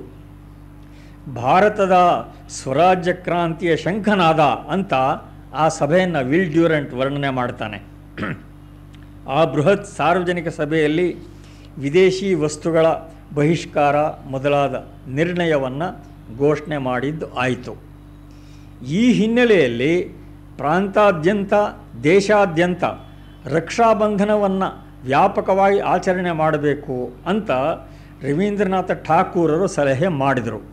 ಎಲ್ಲ ಬಂಗಾಳಿಗಳ ಮತ್ತು ಇಡೀ ದೇಶದ ಒಗ್ಗಟ್ಟಿನ ಸಂಕೇತವಾಗಿ ಹೀಗೆ ರಕ್ಷಾಬಂಧನ ಆಚರಣೆ ಆಗಲಿ ಅಂತ ಠಾಕೂರರು ಸಲಹೆ ಮಾಡಿದರು. ಮತ್ತು ವಿಶೇಷ ಅಂತ ಹೇಳಿದರೆ, ಈ ವ್ಯಾಪಕ ಆಂದೋಲನದ ಲಾಂಛನವಾಗಿ ತೀರಾ ಸಹಜವಾಗಿ ಎಲ್ಲ ಕಡೆ ವಂದೇ ಮಾತರಂ ಘೋಷಣೆಯ ಬಳಕೆ ಚಾಲನೆ ಆಗಿಬಿಡ್ತು. ಬ್ರಿಟಿಷರು ನ್ಯಾಯಾನುಗುಣವಾದ ರೀತಿ ನೀತಿಗಳಿಗೆ ಬದ್ಧರಾಗಿರ್ತಾರೆ ಅಂತ ಏನು ಒಂದು ಸ್ವಲ್ಪ ನಂಬಿಕೆ ಉಳಿದಿತ್ತು. ಅದು ಈ ವಂಗ ವಿಭಜನೆಯಿಂದ ನುಚ್ಚುನೂರಾಯಿತು ಅಂತ ಹೇಳಬಹುದು. ಅಕ್ಟೋಬರ್ 16, 1905 ವಂಗ ವಿಭಜನೆ ಜಾರಿ ಆಯಿತು. ಆವತ್ತು ಕಲ್ಕತ್ತಾದ ಎಲ್ಲ ಮನೆಗಳ ಒಲೆಗಳು ತಣ್ಣಗಿದ್ವು. ಊರಿನ ಒಂದೇ ಒಂದು ಅಂಗಡಿಯಾಗಲಿ ಕಚೇರಿಯಾಗಲಿ ಬಾಗಿಲು ತೆಗೆಯಲಿಲ್ಲ. ಕಲ್ಕತ್ತಾದಲ್ಲಿ 11,000 ಟಾಂಗಾಗಳು ಇದ್ದವು. ಒಂದೇ ಒಂದು ಟಾಂಗಾ ಬೀದಿಗೆ ಇಳಿಯಲಿಲ್ಲ. ಸಾವಿರಾರು ಜನ ಬೆಳಿಗ್ಗೆ ಸೂರ್ಯೋದಯದ ಹೊತ್ತಿಗೆ ನದಿ ಹತ್ತಿರ ನಡ್ಕೊಂಡು ಹೋಗಿ ಸ್ನಾನ ಮಾಡಿ ಶೋಕಾಚರಣೆ ಮಾಡಿದ್ರು. ಇಡೀ ಪೂರ್ವ ಭಾರತದಲ್ಲಿ ರೈಲು ಸಂಚಾರ ರದ್ದಾಯಿತು. ಅಂಚೆ ತಂತಿ ಇಲಾಖೆ ಮುಷ್ಕರ ಮಾಡಿತು. ಎಲ್ಲ ಸರ್ಕಾರಿ ಕಚೇರಿಗಳು ಬಂದಾದವು. ಸರ್ಕಾರಿ ಮುದ್ರಣಾಲಯ ಬಂದಾಯಿತು. ಹೌಡಾದ ಅತ್ಯಂತ ದೊಡ್ಡ ಉದ್ಯಮ ಬರ್ನ್ ಐರನ್ ವರ್ಕ್ಸ್ ಇಂಥ ದೊಡ್ಡ ಕಾರ್ಖಾನೆಗಳೆಲ್ಲ ಬಂದಾದವು. ಈ ಪ್ರಮಾಣದ ಪ್ರತಿರೋಧವನ್ನು ಇಂಗ್ಲಿಷರು ಬ್ರಿಟಿಷ್ ಸರ್ಕಾರ ಅದುವರೆಗೆ ನೋಡಿರಲಿಲ್ಲ. ಕೆಲವು ಸೇನಾ ರೆಜಿಮೆಂಟಿನ ಸೈನಿಕರು ಅದು ಅಹವಾಲು ಕೊಟ್ಟರು, ದಯವಿಟ್ಟು ನಮಗೂ ಸ್ವದೇಶಿ ಉಡುಪನ್ನು ಉಟ್ಕೊಳ್ಳೋದಕ್ಕೆ ಅವಕಾಶ ಕೊಡಿ ಅಂತ. ದೇಶದ ಎಲ್ಲ ಕಡೆ ವಿದೇಶಿ ವಸ್ತುಗಳ ಮಾರಾಟದ ಅಂಗಡಿಗಳನ್ನು ಸ್ವಾತಂತ್ರ್ಯ ಹೋರಾಟಗಾರರು ಪಿಕೆಟಿಂಗ್ ಮಾಡಿದರು. ಹೆಚ್ಚು ಜನ ಸ್ವಯಂ ಪ್ರೇರಿತರಾಗಿಯೇ ಬಂದ್ ಮಾಡಿದ್ರು. ಪೊಲೀಸರ ದೌರ್ಜನ್ಯ, ಲಾಠಿ ಚಾರ್ಜ್, ಬಂಧನ, ದಂಡನೆ, ಆಸ್ತಿ ಮುಟ್ಟುಗೋಲು, ಪತ್ರಿಕಾ ವಾಗ್ಬಂಧ ಇವೆಲ್ಲ ನಡೆದಿದ್ದರೂ ಕೂಡ ಸ್ವದೇಶಿ ಆಂದೋಲನ ಹೆಚ್ಚು ಹೆಚ್ಚು ಪ್ರಖರವಾಗುತ್ತಾ ದೇಶದ ಇತರ ಭಾಗಗಳಿಗೂ ಕೂಡ ಹರಡಿತು. ಜೊತೆಗೆ ಶಿಕ್ಷಣದ ಸ್ವದೇಶೀಕರಣ ಕೂಡ ಆರಂಭ ಆಯಿತು. ಗುರುದಾಸ್ ಬ್ಯಾನರ್ಜಿ ಆಗಿನ ಹೈಕೋರ್ಟ್ ಜಡ್ಜ್ ಆಗಿದ್ದರು. ಉತ್ತರೋತ್ತರ ಕಲ್ಕತ್ತಾ ವಿಶ್ವವಿದ್ಯಾಲಯದ ಉಪಕುಲಪತಿಗಳಾದರು. ಅವರ ಎಲ್ಲರ ನೇತೃತ್ವದಲ್ಲಿ ಶಿಕ್ಷಣದ ಸ್ವದೇಶೀಕರಣ ಕೂಡ ಜಾರಿ ಆಯಿತು. ವಿದೇಶಿ ವಸ್ತುಗಳ ಬಹಿಷ್ಕಾರ ಮತ್ತು ಆಂಗ್ಲ ಶಾಸಿತ ಮುನಿಸಿಪಾಲಿಟಿಗಳು, ಜಿಲ್ಲಾ ಬೋರ್ಡುಗಳು ಎಲ್ಲಕ್ಕೂ ಬಹಿಷ್ಕಾರ ಹಾಕಿದ್ರು ಜನ. ಒಂದೊಂದು ಶಾಲೆಯಲ್ಲೂ ಬಾಯ್ಕಾಟ್ ಸಮಿತಿಗಳ ರಚನೆ ಆಯಿತು, ಕಾರ್ಯಕ್ರಮಗಳಾದವು. ಹೀಗೆ ದೇಶದ ಇಡೀ ವಾತಾವರಣವೇ ಸ್ವದೇಶಿಮಯ ಆಯಿತು. ಆ ದಿನಗಳಲ್ಲಿ ಬಟ್ಟೆ, ಚಪ್ಪಲಿ, ಉಪ್ಪು, ಸಾಬೂನು, ಸೂಜಿ, ದಾರ ಎಲ್ಲದರಲ್ಲೂ ವಿದೇಶಿ ಉತ್ಪನ್ನಗಳು ಭಾರತದಲ್ಲಿ ತುಂಬಿಕೊಂಡಿರ್ತಾ ಇದ್ವು. ಆದರೆ ಒಂದೇ ಮಾತ್ರ ಘೋಷಣೆ ಇಡೀ ದೇಶವನ್ನು ಈ ವಿದೇಶಿ ವಸ್ತುಗಳಿಂದ ವಿಮುಖವನ್ನಾಗಿ ಮಾಡಿಬಿಡ್ತು. ಜೆಸ್ಸೋರ್ ಜಿಲ್ಲೆ ಒಂದರಲ್ಲಿ ವರ್ಷಕ್ಕೆ 30,000 ರೂಪಾಯಿನಷ್ಟು ವ್ಯಾಪಾರ ಆಗ್ತಾ ಇದ್ದಿದ್ದು 1905ರಲ್ಲಿ 2,000 ರೂಪಾಯಿಗೆ ಇಳಿದಿತ್ತು. ವಿದೇಶಿ ವಸ್ತುಗಳ ಬಾಯ್ಕಾಟ್ ಜಾರಿಗೆ ಬಂದ 2-3 ತಿಂಗಳೊಳಗೆ ಅದರ ಪರಿಣಾಮದ ಅರಿವು ಸರ್ಕಾರಕ್ಕೆ ಆಗೋದಕ್ಕೆ ಶುರುವಾಯಿತು. ಸಗಟು ವ್ಯಾಪಾರಸ್ಥರು ವ್ಯಾಪಾರ ಇಲ್ಲದೆ ಕುಸಿದು ಹೋದರು. ಇಂಪೋರ್ಟ್ ಮಾಡಿ ಆಮದು ವ್ಯಾಪಾರ ಮಾಡ್ತಾ ಇದ್ದ ಯುರೋಪಿಯನ್ರ ಗೋದಾಮುಗಳೆಲ್ಲ ಭರ್ತಿಯಾಗಿದ್ವು. ಯಾವುದನ್ನು ಕೊಳ್ಳೋರು ಇಲ್ಲ. ಆಗಿನ ಸ್ಥಿತಿಯನ್ನು ಕುರಿತು ಇಂಗ್ಲಿಷ್ಮನ್ ಅಂತ ಒಂದು ಪ್ರಸಿದ್ಧವಾದ ಆಗಿನ ಪತ್ರಿಕೆ ವ್ಯಾಖ್ಯಾನ ಮಾಡಿತು. ಯಾವುದೇ ಸಶಸ್ತ್ರ ಕ್ರಾಂತಿ ಇಲ್ಲದೇ ಇದ್ದರೂ ಈ ಬಾಯ್ಕಾಟ್ ವಿದೇಶಿ ವಸ್ತು ಬಹಿಷ್ಕಾರ ನಮ್ಮನ್ನು ಮುಳುಗಿಸತ್ತೆ ಅಂತ. ಬಾರಿಸಾಲ್ನಲ್ಲಿ ಪೊಲೀಸ್ ಸೂಪ್ರಿಂಟೆಂಡೆಂಟ್ ಮತ್ತು ಕಲೆಕ್ಟರ್ ಯಾರಿಗೋ ಮದುವೆಗೋ ಏನೋ ಉಡುಗೊರೆ ಕೊಡಬೇಕು ಅಂಥೇಳಿ ಒಂದು ಮ್ಯಾಂಚೆಸ್ಟರ್ ಶರ್ಟ್ ಪೀಸ್ ಕೊಡಿ ಅಂತ ಅಂಗಡಿಗೆ ಹೋದರು. ಆ ಅಂಗಡಿ ಮಾಲೀಕ ಬಾಯ್ಕಾಟ್ ಆಂದೋಲನಕ್ಕೆ ಸೇರಿದ್ದವನು, ನಾನು ಶರ್ಟ್ ಪೀಸ್ ಮಾರೋದಿಲ್ಲ ಅಂದ. ಅವರು ವಾಪಸ್ ಹೋಗಬೇಕಾಯಿತು. ಹೀಗೆ ಕಲೆಕ್ಟರಿಗೂ ಕೂಡ ಎದುರಾಡುವಂಥ ಮನಸ್ಥಿತಿ ವ್ಯಾಪಾರಗಾರರಲ್ಲಿ ಇತ್ತು. ಎಲ್ಲ ಕಡೆ ಇಂಥ ಅನುಭವಗಳು ಆದವು. ವಿದೇಶಿ ಉಪ್ಪು ಸಕ್ಕರೆ ಬಳಸಿದ್ರೆ ಭೋಜನ ಕೂಟಗಳಿಗೆ ನಾವು ಬರೋದಿಲ್ಲ ಅಂದರು ಜನ. ಮತ್ತು ವಿದೇಶಿ ವಸ್ತುಗಳು ಯಾವುದಾದ್ರೂ ನೀವು ಬಳಸೋದಾದರೆ ನಿಮ್ಮಲ್ಲಿ ಪೌರೋಹಿತ್ಯಕ್ಕೆ ನಾವು ಬರೋದಿಲ್ಲ ಅಂತ ಪುರೋಹಿತರು ಘೋಷಣೆ ಮಾಡಿದ್ರು. ವಿದೇಶಿ ಕಾಗದದ ಮೇಲೆ ಬರೀಬೇಕಾದ್ರೆ ನಾವು ಪರೀಕ್ಷೆಗೆ ಬರಲ್ಲ ಅಂತ ವಿದ್ಯಾರ್ಥಿಗಳು ಪರೀಕ್ಷೆಗೆ ಬಹಿಷ್ಕಾರ ಹಾಕಿದ್ರು. ವಿದೇಶಿ ಬಟ್ಟೆ ಧರಿಸಿ ಬೀದಿಯಲ್ಲಿ ಓಡಾಡೋದಕ್ಕೆ ಜನ ಹಿಂದೆಗೆಯುವ ಸ್ಥಿತಿ ಇತ್ತು. ಒಂದು 5 ವರ್ಷದ ಹೆಣ್ಣು ಮಗು ತಂದೆ ಬೂಟ್ ತೆಕ್ಕೊಟ್ಟಾಗ ಇದು ವಿದೇಶಿ, ನಾನು ಇದನ್ನು ಯೂಸ್ ಮಾಡಲ್ಲ ಅಂತ ಹೇಳಿ ತಂದೆಗೆ 5 ವರ್ಷದ ಮಗು ಹೇಳಿತು. ಈ ಘಟನೆಯನ್ನು ಸುರೇಂದ್ರನಾಥ್ ಬ್ಯಾನರ್ಜಿ ತಮ್ಮ ಆತ್ಮಕಥೆಯಲ್ಲಿ ಹೇಳ್ತಾರೆ, ಒಂದೇ ಮಾತರಂ ಘೋಷಣೆ ಕೂಗಿದ್ದಕ್ಕೆ ರಂಗಪುರದ ಶಾಲೆಗಳ ವಿದ್ಯಾರ್ಥಿಗಳಿಗೆ ತಲಾ 5 ರೂಪಾಯಿ ಜುಲ್ಮಾನೆ ಹಾಕಿ ಅಂತ ಮ್ಯಾಜಿಸ್ಟ್ರೇಟ್ ಆರ್ಡರ್ ಹೊರಡಿಸ್ದ. ಊರಿನ ನಾಗರಿಕರ ಸಭೆ ಸೇರಿ ಆ ಶಾಲೆಗಳಿಗೆ ಬಹಿಷ್ಕಾರ ಹಾಕಿದ್ರು. 1906ರಲ್ಲಿ ರಾಷ್ಟ್ರೀಯ ಶಿಕ್ಷಣ ಪರಿಷತ್ ಆರಂಭ ಆಯಿತು. ದೇಶದ ಎಲ್ಲ ಕಡೆ ಸ್ವದೇಶಿ ಶಾಲೆಗಳ ಆರಂಭ ಆಯಿತು. ಜನರ ಶ್ರದ್ಧೆ ಜಾಗೃತವಾದರೆ ಎಂಥ ಅಸಾಧ್ಯಗಳು ಸಾಧ್ಯಗಳಾಗಿ ಬಿಡುತ್ತವೆ ಅನ್ನೋದಕ್ಕೆ ಈ ಎಲ್ಲ ಬೆಳವಣಿಗೆಗಳು ಸಾಕ್ಷಿ ಆದವು. ಎಷ್ಟೋ ವರ್ಷಗಳಿಂದ ಸಾರ್ವಜನಿಕ ಜೀವನದಲ್ಲಿ ಇದ್ದ ಸುರೇಂದ್ರನಾಥ ಬ್ಯಾನರ್ಜಿ ಅಂಥವರಿಗೆ ಇದೆಲ್ಲ ಒಂದು ಕನಸು ಅನ್ನುವ ಹಾಗೆ ಭಾಸ ಆಯಿತು. ಎಂದೂ ತಮ್ಮ ಅಧ್ಯಯನದಲ್ಲಿ ಮುಳುಗಿರ್ತಾ ಇದ್ದ ನವದ್ವೀಪದ ವಿದ್ವಾಂಸರುಗಳು ಪುರೋಹಿತರುಗಳು ಬೀದಿಗೆ ಇಳಿದರು. ಅಗಸರು ನಾವು ವಿದೇಶಿ ಬಟ್ಟೆಗಳನ್ನು ಒಗೆಯೋದಿಲ್ಲ ಅಂತ ಹೇಳಿದರು. ನಾದಿಯಾ, ಬಾಂಕುಡಾ, ಬೀರ್ಭೂಮ್ ಎಲ್ಲ ಕಡೆ ವಿದೇಶಿ ಸಕ್ಕರೆ ಮಾರಾಟ ನಡೆಸ್ತಾ ಇದ್ದ ವರ್ತಕರಿಗೆ ಪುರೋಹಿತರು, ಕ್ಷೌರಿಕರು, ಹಾಲು ಮಾರೋರು ಎಲ್ಲರೂ ತಾವಾಗೇ ಬಹಿಷ್ಕಾರ ಹಾಕಿಬಿಟ್ರು. ನಾವು ನಿಮಗೆ ಹಾಲು ಮಾರಲ್ಲ ಅಂದರು ಹಾಲು ಮಾರೋರು, ನಾವು ನಿಮಗೆ ಕ್ಷೌರ ಮಾಡಲ್ಲ ಅಂದರು ಕ್ಷೌರಿಕರು. ವಿದೇಶಿ ವಸ್ತು ಮಾರಾಟ ಮಾಡಿದರೆ ನಾವು ನಿಮ್ಮ ಕೆಲಸ ಮಾಡೋದಿಲ್ಲ ಅಂತ ಮಾರ್ವಾಡಿಗಳಿಗೆ ಡಾಕ್ಟ್ರುಗಳು ವಕೀಲರು ಸೂಚನೆ ಕೊಟ್ಟರು. ನಾವು ನಿಮ್ಮ ಮನೆಗೆ ಚಿಕಿತ್ಸೆಗೆ ಬರಲ್ಲ, ಬೇರೆ ಯಾರು ಡಾಕ್ಟ್ರನ್ನ ನೋಡ್ಕೊಳ್ಳಿ ಅಂತ ಡಾಕ್ಟ್ರುಗಳು ಹೇಳಿದ್ರು. ನಿಮ್ಮ ಕೇಸುಗಳನ್ನು ನಾವು ಹ್ಯಾಂಡಲ್ ಮಾಡಲ್ಲ, ನೀವು ಯಾರಾದರೂ ನೋಡ್ಕೊಳ್ಳಿ ಅಂತ ವಕೀಲರು ಹೇಳಿದರು. ಹೀಗೆ ತಮ್ಮ ಸ್ಥಿತಿ ಎಷ್ಟು ದಯನೀಯವಾಗಿದೆ ಅಂತ ವರ್ತಕರು ಇಂಗ್ಲೆಂಡಿನಲ್ಲಿದ್ದ ಅಧಿಕಾರಿಗಳಿಗೆ ತಾರ ಕಳಿಸಿದರು. ರಾಜಕೀಯ ಚಟುವಟಿಕೆಗಳಲ್ಲಿ ವಿದ್ಯಾರ್ಥಿಗಳು ಭಾಗವಹಿಸಕೂಡದು ಅಂತ 1905 ಅಕ್ಟೋಬರ್ 10 ಸರ್ಕಾರ ಸುತ್ತೋಲೆ ಹೊರಡಿಸಿತು. ಇದಕ್ಕೆ ಪ್ರತಿಕ್ರಿಯೆಯಾಗಿ ನವೆಂಬರ್ 5ನೇ ತಾರೀಕು ಸಭೆ ಮಾಡಿ ವಿಶ್ವವಿದ್ಯಾಲಯ ಮತ್ತು ಪರೀಕ್ಷೆಗಳಿಗೆ ಸಾರ್ವಜನಿಕ ಬಹಿಷ್ಕಾರ ಹಾಕಿದ್ರು.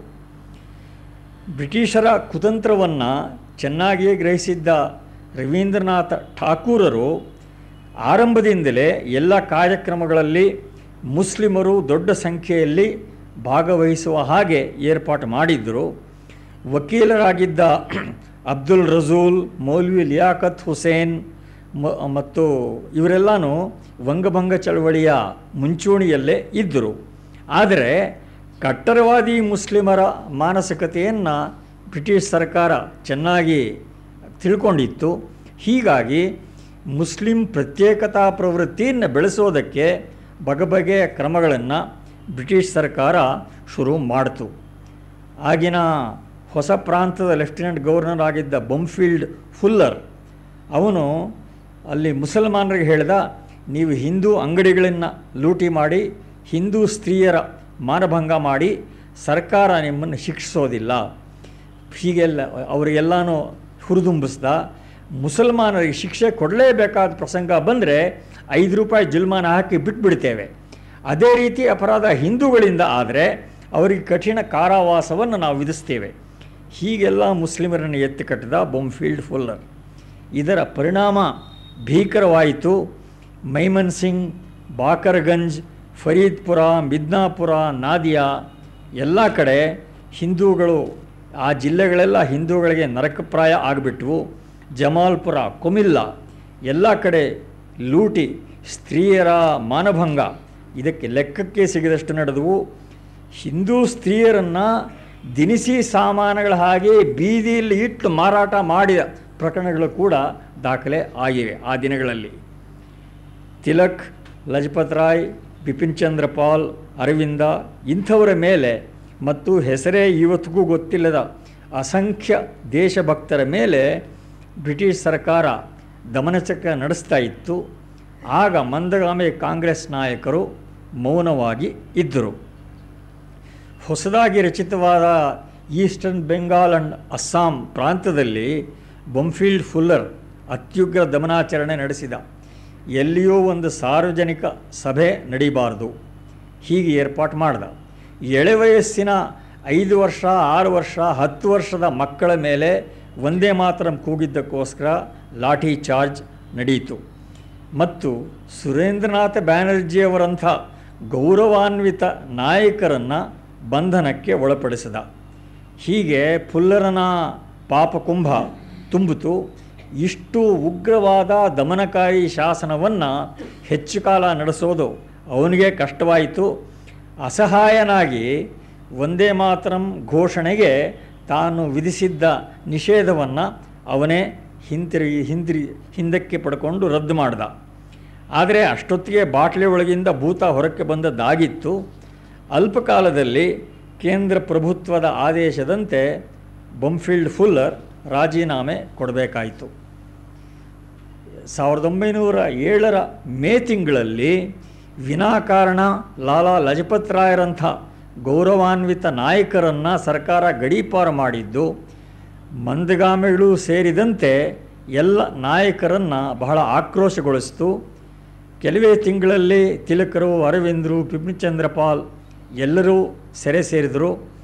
ಇನ್ನು ನಿಷ್ಕ್ರಿಯವಾಗಿ ಉಳಿಯೋದರಲ್ಲಿ ಅರ್ಥ ಇಲ್ಲ ಅಂತ ಹೇಳಿ ಭೂಗತ ಕ್ರಾಂತಿಕಾರಿಗಳು ತಮ್ಮ ಚಟುವಟಿಕೆಯನ್ನು ಹೆಚ್ಚು ಮಾಡಿದರು. ಅಹಮದಾಬಾದ್ ಕರ್ಣಾವತಿಯಲ್ಲಿ ಮಿಂಟೋ ಕೊಲೆ ಪ್ರಯತ್ನವೇ ನಡೆಯಿತು. ಕಲೆಕ್ಟರ್ ಕೊಲೆಯಾದ.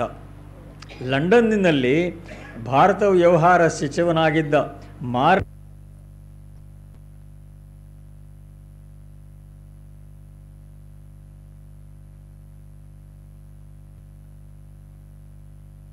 ಬ್ರಿಟಿಷರು ನೋಡಿರಲಿಲ್ಲ. ನೋಡ್ತಾ ಇದ್ದ ಹಾಗೆ ಈ ಕ್ರಿಯಾಶೀಲ ಸ್ವಾತಂತ್ರ್ಯ ಸಂಘರ್ಷ ಗರಿಗೆದರಿತು. ನಿಸ್ಸತ್ವವಾದ ಕಾಂಗ್ರೆಸ್ಸಿನ ಕಲ್ಪನೆಗೂ ಮೀರಿ ಇದು ಎಲ್ಲ ಕಡೆ ಹರಡಿತು. 1908ರಲ್ಲಿ ಮ್ಯಾಜಿಸ್ಟ್ರೇಟ್ ಕಿಂಗ್ಸ್ಫರ್ಡ್ನ ಹತ್ಯಾ ಪ್ರಯತ್ನ ನಡೆಯಿತು. ಅಲಿಪುರ ಬಾಂಬ್ ಪ್ರಕರಣ ನಡೆಯಿತು. ಕರ್ಜನ್ ವೇಲಿಯ ಹತ್ಯೆ ಮದನ್ ಲಾಲ್ ಧಿಂಗರಾನಿಂದ 1909ರಲ್ಲಿ. ನಾಸಿಕದ ಮ್ಯಾಜಿಸ್ಟ್ರೇಟ್ ಜಾಕ್ಸನನ ಹತ್ಯೆ ಆಯಿತು. ಗ್ವಾಲಿಯರ್, ಸಾತಾರಾ, ಹೌಡಾ, ಢಾಕಾ ಹೀಗೆ ಎಲ್ಲ ಕಡೆ ಸಶಸ್ತ್ರ ಕ್ರಾಂತಿ ಹರಡಿತು. 1908ರಿಂದ 6 ವರ್ಷ ಕಾಲ ತಿಲಕರಿಗೆ ಸೆರೆವಾಸ ಆಯಿತು. ಅವರನ್ನು ಬರ್ಮದ ಮಾಂಡಲೆಗೆ ಕಳಿಸಿದರು. 1907-08ರಲ್ಲಿ ಎಲ್ಲ ನಾಯಕರು ಬಂಧನಕ್ಕೆ ಒಳಗಾಗಿದ್ದರಿಂದ ಭೂಗತ ಕಾರ್ಯಾಚರಣೆ ಏಕೈಕ ಪರ್ಯಾಯ ಅಂತ ಅನ್ನಿಸಿತ್ತು. 1908ರ ಮೇ ತಿಂಗಳಲ್ಲಿ ಅರವಿಂದರು ಕೂಡ ಅಲಿಪುರ ಬಾಂಬ್ ಮೊಕದ್ದಮೆಯಲ್ಲಿ ಬಂಧನಕ್ಕೆ ಒಳಗಾದರು. ಮೊಕದ್ದಮೆಯಲ್ಲಿ ಅರವಿಂದರ ಪರವಾಗಿ ಚಿತ್ತರಂಜನ ದಾಸ್ ವಾದ ಮಾಡಿದ್ದು ಸರ್ಕಾರ ಅರವಿಂದರಿಗೆ 1 ವರ್ಷದ ಕಾರಾಗೃಹವಾಸವನ್ನು ವಿಧಿಸಿದ್ದು. 1909ರ ಮೇ 6ರಂದು ಅವರು ಬಂಧ ವಿಮುಕ್ತರಾದದ್ದು. ಇದೆಲ್ಲ ಗೊತ್ತಿರುವ ಸಂಗತಿಗಳು. ವಂದೇ ಮಾತರಂ ಪತ್ರಿಕೆಯ ಮೇಲೆ ನಿಷೇಧ ಇದ್ದದ್ದರಿಂದ ಅರವಿಂದರು ಕರ್ಮವಾದಿನ್ ಅಂತ ಇನ್ನೊಂದು ಪತ್ರಿಕೆಯನ್ನು ಪ್ರಾರಂಭ ಮಾಡಿ ಅದರ ಮೂಲಕ ಸ್ವರಾಜ್ಯದ ಸಂದೇಶವನ್ನು ಪ್ರಸಾರ ಮಾಡತೊಡಗಿದರು. ಅವರ ಉತ್ತರಪಾಡ ಭಾಷಣ ಅಂತ ಯಾವುದು ಪ್ರಸಿದ್ಧವಾಗಿದೆ ಅದು ನಡೆದದ್ದು ಆಗಲೇ 1909 ಮೇ 30. ಅದು ಬಹಳ ಪ್ರಸಿದ್ಧವಾದ ಭಾಷಣ, ಇತಿಹಾಸಾರ್ಹವಾದ ಭಾಷಣ. ಅದರಲ್ಲಿ ಅವರು ಹೇಳಿದರು, I say no longer that nationalism is a creed, a religion, a faith. I say that it is the dharma which for us is nationalism. ಅಂದರೆ ಸನಾತನ ಧರ್ಮ ಮತ್ತು ರಾಷ್ಟ್ರೀಯತೆ ಎರಡೂ ಒಂದೇ ಅಂತ ಈ ಮಾತಿನ ಅರ್ಥ. ರಾಷ್ಟ್ರೀಯತೆ ಇರುವುದೇ ಸನಾತನ ಧರ್ಮದ ಉತ್ಥಾನಕ್ಕೋಸ್ಕರ ಮತ್ತು ರಾಷ್ಟ್ರೀಯತೆಯಿಂದ ಪ್ರತ್ಯೇಕವಾದರೆ ಸನಾತನ ಧರ್ಮ ಉಳಿಯೋದೇ ಇಲ್ಲ.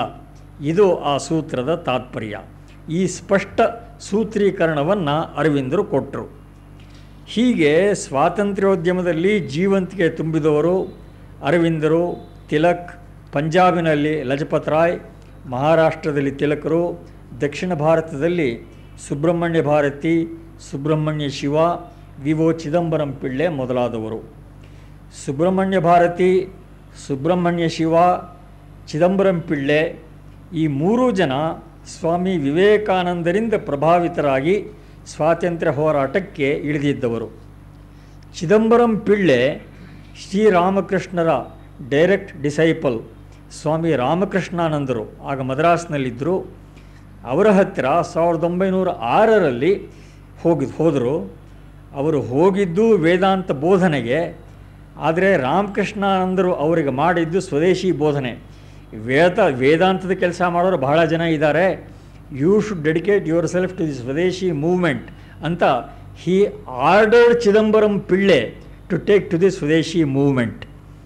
ಹೀಗೆ ಕಾಂಗ್ರೆಸ್ಸಿನ ಆರಂಭದ ಕಾಲದಿಂದ ದಕ್ಷಿಣ ಭಾರತದಲ್ಲಿ ಅದನ್ನು ಬೆಳೆಸಿದ ಪ್ರಮುಖರಲ್ಲಿ ಚಿದಂಬರಂ ಪಿಳ್ಳೆ ಕೂಡ ಒಬ್ಬರು. ಸುಬ್ರಹ್ಮಣ್ಯ ಭಾರತಿಯವರನ್ನು ಹೀಗೆ ಹೋರಾಟಗಾರರಾಗಿ ಪರಿವರ್ತಿಸಿದವರು ನಿವೇದಿತಾರವರ ಅಸ್ಖಲಿತ ರಾಷ್ಟ್ರೀಯ ದೃಷ್ಟಿ ಭಾರತೀಯವರಿಗೆ ತೋರ್ಬೆರಳಾಯಿತು. ನಿವೇದಿತಾರನ್ನು ಅವರು ತಮ್ಮ ಗುರು ಅಂತ ಸ್ವೀಕರಿಸಿದರು. ಇಂಡಿಯಾ ಪತ್ರಿಕೆಯಲ್ಲಿ ಭಾರತಿ ಬರೆದರು 1907ರಲ್ಲಿ. ಭಗವಂತನ ಈಗಿನ ಎಂದರೆ 10ನೆಯ ಅವತಾರ ಕಲ್ಕಿಯಲ್ಲ, ಸ್ವದೇಶಿ ಅಂತ. ಸುಬ್ರಹ್ಮಣ್ಯ ಭಾರತಿಯವರನ್ನು ಅಗಸ್ತ್ಯ ಋಷಿಯ ಪುನರವತಾರ ಅಂತ ರಾಜಾಜಿಯವರು ವರ್ಣನೆ ಮಾಡಿದರು.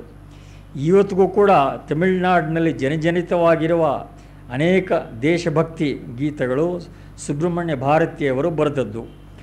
ಭಾರತ ಮಾತಾ ಪಳ್ಳಿ ಎಳುಚ್ಚಿ ಒಂದು ಪ್ರಸಿದ್ಧವಾದ ಹಾಡಿದೆ, ಇವತ್ತಿಗೂ ತಮಿಳುನಾಡಿನಲ್ಲಿ ಬಹಳ ಜನಪ್ರಿಯ. ಪೊಳುದು ಪೋಳುರಂದದು ಯಾಮ್ ಶೈದ ಕವತ್ತಾಲ್ ಪುಣ್ಮೆಯಿರೂಟ್ ಕಣಂ ಪೋಯಿನ ಯಾವುಂ, ಹೀಗೆ ಆರಂಭವಾಗುವ ಒಂದು ಹಾಡು ಇವತ್ತಿಗೂ ಕೂಡ ಅದು ಜನಜನಿತವಾಗಿ ಇದೆ. 1908ರ ಮಧ್ಯಭಾಗದಲ್ಲಿ ಭಾರತೀಯವರನ್ನು ಇಂಡಿಯಾ ಪತ್ರಿಕೆಯಲ್ಲಿ ಅವರು ಬರೀತಾ ಇದ್ದ ದೇಶದ್ರೋಹಿ ಬರಹಗಳಿಗೋಸ್ಕರ ಸರ್ಕಾರ ಇನ್ನೇನು ಬಂಧಿಸಬೇಕು ಅಂತ ಇತ್ತು. ಅದರ ಮುನ್ಸೂಚನೆ ತಿಳಿದು ಬಂಧನದಲ್ಲಿ ಕೂತ್ಕೊಂಡು ನಾವೇನು ಮಾಡೋದು, ಎಲ್ಲಾದರೂ ಉಪಯುಕ್ತವಾದ ಕೆಲಸ ಮಾಡೋಣ ಅಂತ ಹೇಳಿ ಪಾಂಡಿಚೇರಿಗೆ ಸುಬ್ರಹ್ಮಣ್ಯ ಭಾರತಿ ವಲಸೆ ಹೋದರು. ಆ ದಿನಗಳಲ್ಲೇ ನಾನು ಆಗಲೇ ಹೇಳಿದ ಹಾಗೆ DVಜಿಯವರು ಅಲ್ಲಿ ಹೋಗಿ ಅವರನ್ನು ಭೇಟಿ ಮಾಡಿದ್ದು. ಅದೇ ದಿನಗಳಲ್ಲಿ ಅರವಿಂದ ಘೋಷರಂತೂ ಪಾಂಡಿಚೇರಿಯಲ್ಲಿದ್ದರು. ಕ್ರಾಂತಿಪುಂಜ VVS ಅಯ್ಯರ್ ಅವರು ಪಾಂಡಿಚೇರಿ ಸೇರಿದ್ದರು. ದೊಡ್ಡ ಸಂಖ್ಯೆಯಲ್ಲಿ ದಕ್ಷಿಣ ಭಾರತದಿಂದ ರಾಷ್ಟ್ರವಾದಿಗಳು 1906-07ರ ಕಾಂಗ್ರೆಸ್ ಅಧಿವೇಶನಗಳಲ್ಲಿ ಭಾಗವಹಿಸುವ ಹಾಗೆ ಮಾಡಿದ್ದು ಸುಬ್ರಹ್ಮಣ್ಯ ಭಾರತಿ, ಚಿದಂಬರಂ ಪಿಳ್ಳೆ ಅವರ ಅನುಯಾಯಿಗಳು. ಆಗಿನ ದಿನಗಳಲ್ಲಿ ಈ ದೇಶಪರ ಕಾರ್ಯಾಚರಣೆಯಲ್ಲಿ ಕೀರ್ತಿ ಇರಲಿಲ್ಲ, ಹಣ ಅಂತೂ ಇರಲೇ ಇಲ್ಲ.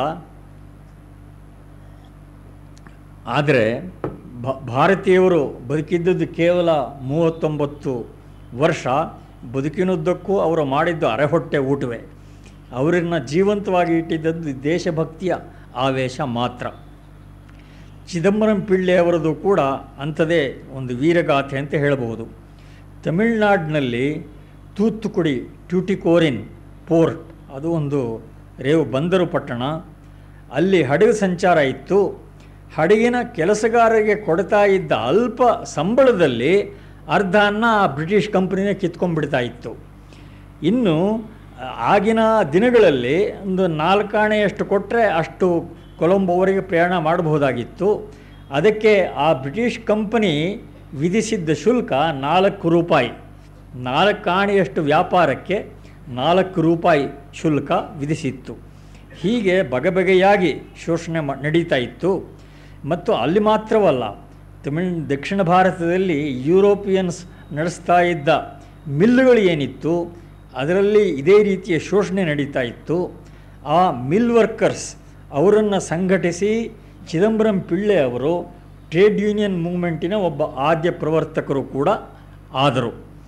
ಅವರು ಈ ಟ್ಯೂಟಿಕೋರಿನಿಂದ ಕೊಲಂಬೋಗೆ ಹೋಗ್ತಾ ಇದ್ದ ಹಡಗಿನ ಪ್ರಯಾಣದ ಶೋಷಣೆಯನ್ನು ತಪ್ಪಿಸೋದಕ್ಕೋಸ್ಕರ ತಾವೇ ಸ್ವದೇಶಿ ಸ್ಟೀಮ್ ನ್ಯಾವಿಗೇಷನ್ ಕಂಪನಿ ಅದನ್ನು 1906ರ ಅಕ್ಟೋಬರ್ ತಿಂಗಳಲ್ಲಿ ಪ್ರಾರಂಭಿಸಿದರು. ದೇಶ ಎಲ್ಲ ತುಂಬ ಪರದಾಡಿದ್ರು.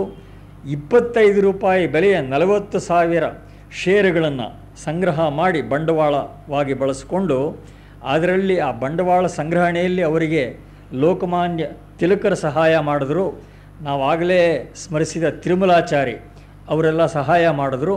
ಹೀಗೆ ಬಂಡವಾಳವನ್ನು ಸಂಗ್ರಹಿಸಿ 2 ದೊಡ್ಡ ಹಡಗುಗಳನ್ನು ಚಿದಂಬರಂ ಪಿಳ್ಳೆ ಕೊಂಡುಕೊಂಡರು. ಪ್ರಯಾಣಕ್ಕೆ 4 ಆಣೆ ಮಾತ್ರ ವಿಧಿಸಿದರು.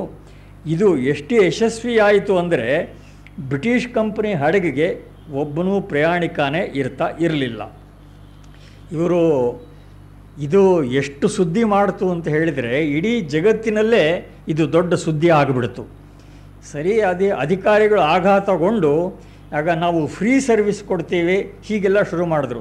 ಈಗ ನಮ್ಮಲ್ಲಿ ಮೆಟ್ರೋ ಇವೆಲ್ಲ ಮಾಡುತ್ತೆ ನೋಡಿ, ಅದೇ ತರಹ. ಆದರೆ ಯಾವುದಕ್ಕೂ ಜನ ಬಗ್ಲಿಲ್ಲ. ಇವರ ಭಾರತೀಯವರ ಹಡಗ್ಗೆ ಹೋಗ್ತಾಯಿದ್ರು, ವಿದೇಶಿ ಹಡಗೆ ಹೋಗ್ತಾ ಇರಲಿಲ್ಲ. ಹೀಗೆ ಬೇರೆ ಎಲ್ಲ ತಂತ್ರಗಳು ವಿಫಲವಾದ ಮೇಲೆ ಚಿದಂಬರಂ ಪಿಳ್ಳೆ ಅವರ ಮೇಲೆ ರಾಜದ್ರೋಹದ ಆರೋಪಣೆಯನ್ನು ಹೊರಿಸಿ 1908ರಲ್ಲಿ ಅವರಿಗೆ 6 ವರ್ಷದ ಸಶ್ರಮ ಸಜೆಯನ್ನು ಬ್ರಿಟಿಷ್ ಸರ್ಕಾರ ವಿಧಿಸಿತು. ಚಿದಂಬರಂ ಪಿಳ್ಳೆ ಅವರಲ್ಲದೆ ಆಗ ತಿರುನೆಲ್ವೇಲಿಯಲ್ಲಿ ಸಭೆಗಳನ್ನು ಮೆರವಣಿಗೆಗಳನ್ನು ನಡೆಸ್ತಾ ಇದ್ದ ಸುಬ್ರಹ್ಮಣ್ಯ ಶಿವ ಮೊದಲಾದ ಇತರ ನಾಯಕರನ್ನು ಸರ್ಕಾರ ಬಂಧನದಲ್ಲಿ ಇಡ್ತು. ತಿರುನೆಲ್ವೇಲಿಯ ಸೆಷನ್ಸ್ ಜಡ್ಜ್ ಚಿದಂಬರಂ ಪಿಳ್ಳೆ ಅವರಿಗೆ 2 ಜೀವಾವಧಿ ದಂಡನೆಗಳನ್ನು ಘೋಷಣೆ ಮಾಡಿದ. ಅದನ್ನು ಕೇಳಿ ಚಿದಂಬರಂ ಪಿಳ್ಳೆ ಅವರು ನಕ್ಕು ಹೇಳಿದರು, ಪರವಾಗಿಲ್ಲ, ಬ್ರಿಟಿಷ್ ಸರ್ಕಾರಕ್ಕೂ ಪುನರ್ಜನ್ಮದಲ್ಲಿ ನಂಬಿಕೆ ಇದೆ ಅಂತ ಆಯ್ತಲ್ಲ ಅಂತ. ಹೀಗೆ ಅವರು ಸೆರೆ ಸೇರಿದರು. ಉಸ್ತುವಾರಿ ನೋಡಿಕೊಳ್ಳೋರು ಇಲ್ಲದೆ ಸ್ವದೇಶಿ ಹಡಗು ಕಂಪನಿ ನಷ್ಟಕ್ಕೆ ಒಳಗಾಯಿತು. ರಾಜಕೀಯ ಕೈದಿಗಳಿಗೆ ಸಾಮಾನ್ಯವಾಗಿ ಸಿಗುವಂಥ ಸವಲತ್ತುಗಳು ಕೂಡ ಇವರಿಗೆ ಚಿದಂಬರಂ ಪಿಳ್ಳೆ ಅವರಿಗೆ ಸರ್ಕಾರ ಕೊಡಲಿಲ್ಲ. ಅವರಿಂದ ಕಲ್ಲು ಒಡಿಸಿದ್ರು, ಗಾಣದ ಎಣ್ಣೆ ತೆಗೆಸಿದ್ರು, ಚಡಿ ಏಟು ಬಾರಿಸಿದ್ರು, ಕಕ್ಕಸ್ಸನ್ನು ಅವ್ರ ಕೈಲಿ ತೊಳಸಿದ್ರು. ಅವರು ಬಂಧನದಲ್ಲಿ ಇದ್ದಾಗಲೇ 1911 ಜೂನ್ 17 ತಿನ್ನುವೆಲ್ಲಿಗೆ ಶಾಪವಾಗಿದ್ದ ಕಲೆಕ್ಟರ್ ಆ್ಯಶ್ ಅವನನ್ನು ಕ್ರಾಂತಿಕಾರಿ ವಾಂಚಿ ಅಯ್ಯರ್ ಸಂಹಾರ ಮಾಡ್ದ. ಜರ್ಜರಿತರಾಗಿ ಬಂಧನದಿಂದ ಹೊರಬಂದ ಮೇಲೆ 1912ರಲ್ಲಿ ಚಿದಂಬರಂ ಪಿಳ್ಳೆ ಏನೂ ಜೀವನೋಪಾಯ ಇಲ್ಲದೆ ಕೆಲವು ದಿವಸ ಕಿರಾಣಿ ಅಂಗಡಿ ನಡೆಸಬೇಕಾಯಿತು. ಏನೇನೋ ಸಾಹಸ ಮಾಡಿದ್ರು. ಅವರಿಗೆ ವಕೀಲರಾಗಿ ಪ್ರಾಕ್ಟೀಸ್ ಮಾಡುವ ಸನ್ನದಿ ಇತ್ತು. ಆ ಸನ್ನದನ್ನು ಬ್ರಿಟಿಷ್ ಸರ್ಕಾರ ವಜಾ ಮಾಡಿತ್ತು. ಆಗಿನ ಕಾಲದಲ್ಲಿ ವಕೀಲರಾಗಿರಬೇಕಾದ್ರೆ ಬ್ರಿಟಿಷ್ ಸರ್ಕಾರ ಸನ್ನದ ಕೊಡಬೇಕಾಗಿತ್ತು. ಹೀಗೆಲ್ಲ ಇದ್ದು ಕಾರ್ಮಿಕರ ಹಿತಕ್ಕೋಸ್ಕರ ಏನು ತಿಲಕರ ಹೋಮ್ ರೂಲ್ ಆರ್ಗ್ಯಾನೈಸೇಷನ್ ಚಟುವಟಿಕೆಗಳನ್ನು ನಡೆಸಿತ್ತು, ಅದರಲ್ಲೆಲ್ಲ ಇವರು ಪಾಲ್ಗೊಂಡರು. ಡಿಸೆಂಬರ್ 19ರಲ್ಲಿ ಅಮೃತಸರ ಕಾಂಗ್ರೆಸ್ ಅಧಿವೇಶನಕ್ಕೆ ಚಿದಂಬರಂ ಪಿಳ್ಳೆ ಹೋಗಬೇಕಾದಾಗ ಅವರ ರೈಲು ಟಿಕೆಟ್ ವೆಚ್ಚವನ್ನು ಸ್ನೇಹಿತರೆಲ್ಲ ಕೂಡಿಸ್ಕೊಡ್ಬೇಕಾಯಿತು. ಅಹಿಂಸಾ ಮಾರ್ಗದಿಂದ ಸ್ವಾತಂತ್ರ್ಯ ದೊರೆಯೋ ಸಂಭವ ಇಲ್ಲ ಅಂತ 1918-20ರ ವರ್ಷಗಳಲ್ಲಿ ಚಿದಂಬರಂ ಪಿಳ್ಳೆ ಎಲ್ಲ ಕಡೆ ಪ್ರಚಾರ ಭಾಷಣಗಳನ್ನು ಮಾಡಿದ್ರು, ಲೇಖನಗಳನ್ನು ಬರೆದರು. ತಿಲಕರು ನಿಧನರಾದ ಮೇಲೆ ಚಿದಂಬರಂ ಪಿಳ್ಳೆ ಕಾಂಗ್ರೆಸ್ಸಿಂದಾನೇ ಹೊರಗಡೆ ಬಂದರು. ಏತನ್ಮಧ್ಯೆ ವಂಗ ವಿಭಜನೆಯ ಮುಂದಿನ ಹೆಜ್ಜೆಯಾಗಿ ಮುಸ್ಲಿಮರಿಗೆ ಪ್ರತ್ಯೇಕ ಮತದಾನ ಕ್ಷೇತ್ರಗಳನ್ನು ಏರ್ಪಡಿಸೋದಕ್ಕೆ ಬ್ರಿಟಿಷ್ ಸರ್ಕಾರ ಮಾರ್ಲೆ ಮಿಂಟೋ ರಿಫಾರ್ಮ್ಸ್ ಅಂತ ಏನು ಕರೀತಾರೆ ಅದನ್ನು ಜಾರಿ ಮಾಡಿತು 1909ರಲ್ಲಿ. ಹೀಗೆ 1910ರ ಉದ್ದಕ್ಕೂ ಬಹುಮಟ್ಟಿಗೆ ನಿಸ್ತೇಜ ಸ್ಥಿತಿನೇ ಇತ್ತು, ಕುಮುಲ್ತಾ ಇರೋ ಕೆಂಡದ ಹಾಗೆ. ಆ ವರ್ಷದ ಕೊನೆ ವೇಳೆಗೆ ಈ ಬ್ರಿಟಿಷ್ ಸರ್ಕಾರಕ್ಕೆ ಹೇಗಾದರೂ ತಾನೇ ಸೃಷ್ಟಿಸಿಕೊಂಡಿದ್ದ ಈ ಗೊಂದಲದಿಂದ ಹೊರಬರಬೇಕು ಅಂತ ಅನಿಸೋದಕ್ಕೆ ಶುರುವಾಗಿತ್ತು. ಎಷ್ಟೇ ಪ್ರಬಲ ಸರ್ಕಾರವಾದರೂ ವರ್ಷಗಳ ಗಟ್ಟಲೆ ದಮನಾಚರಣೆ ಮಾಡ್ತಾ ಒಂದು ದೇಶವನ್ನು ಆಳೋದು ಸ್ವಲ್ಪ ಕಷ್ಟವೇ, ಇರುಸು ಮುರುಸು ತಪ್ಪಿದ್ದು ಅಲ್ಲ. ಹೀಗೆ 1911ರ ಡಿಸೆಂಬರ್ ಮಧ್ಯಭಾಗದಲ್ಲಿ ಇಂಗ್ಲೆಂಡಿನ ಸಮ್ರಾಟ ಜಾರ್ಜ್ ದಿ ಫಿಫ್ತ್ ಭಾರತಕ್ಕೆ ಭೇಟಿ ನೀಡುವ ಸಂದರ್ಭ ಇತ್ತು. ಅವನು ದೆಹಲಿ ದರ್ಬಾರ್ನಲ್ಲಿ ವಂಗ ವಿಭಜನೆ ರದ್ದಾಗಿದೆ ಅಂತ ಘೋಷಣೆ ಮಾಡ್ದ. ಆದರೆ ಅದೇ ಸಮಯದಲ್ಲಿ ಮುಸ್ಲಿಮರನ್ನು ಸಾಂತ್ವನಗೊಳಿಸುವುದಕ್ಕೋಸ್ಕರ ಈ ಭಾರತದ ರಾಜಧಾನಿಯನ್ನು ಕಲ್ಕತ್ತದಿಂದ ದೆಹಲಿಗೆ ವರ್ಗಾಯಿಸಿದ. ಬ್ರಿಟಿಷರ ಕೂಟನೀತಿಗೆ ಇದು ಇನ್ನೂ ಒಂದು ಉದಾಹರಣೆ. ಭಾರತದಲ್ಲಿ ಮುಸ್ಲಿಂ ಪ್ರಾಬಲ್ಯ ಇದ್ದ ದಿವಸಗಳಲ್ಲಿ ದೆಹಲಿ ರಾಜಧಾನಿಯಾಗಿತ್ತು ಅಂತ ಅವರಿಗೆ ನೆನಪು ಮಾಡಿಕೊಡೋದು ಬ್ರಿಟಿಷ್ ಸರ್ಕಾರದ ಉದ್ದೇಶ ಆಗಿತ್ತು. ಹೀಗೆ ವಂಗಭಂಗ ಅಧಿಕೃತವಾಗಿ ರದ್ದಾದ ಮೇಲೂ ಕೂಡ ಈ ಭೂಗತ ಕ್ರಾಂತಿಕಾರಿಗಳ ಚಟುವಟಿಕೆ ಮುಂದುವರಿಯಲೇಬೇಕಾಯಿತು. 1911ರ ನಂತರವೂ ಕೂಡ ಅದರ ಉರುಬು ಕಡಿಮೆ ಆಗಲಿಲ್ಲ. 1912ರ ಡಿಸೆಂಬರ್ನಲ್ಲಿ ಲಾರ್ಡ್ ಹಾರ್ಡಿಂಗ್ ಆಗಿನ ವೈಸ್ರಾಯ್ ಅವನ ಮೆರವಣಿಗೆಯಲ್ಲಿ ಹೋಗ್ತಾ ಇದ್ದಾಗ, ದೆಹಲಿ ಪ್ರವೇಶಿಸ್ತಾ ಇದ್ದಾಗಲೇ ಅವನ ಮೇಲೆ ಬಾಂಬಿನ ಪ್ರಯೋಗ ಆಯಿತು. ಅವನ ಪರಿವಾರದ ಹಲವರು ಸತ್ತರು. ಸ್ವಯಂ ಹಾರ್ಡಿಂಗ್ಗೆ ಗಾಯ ಆಯಿತು.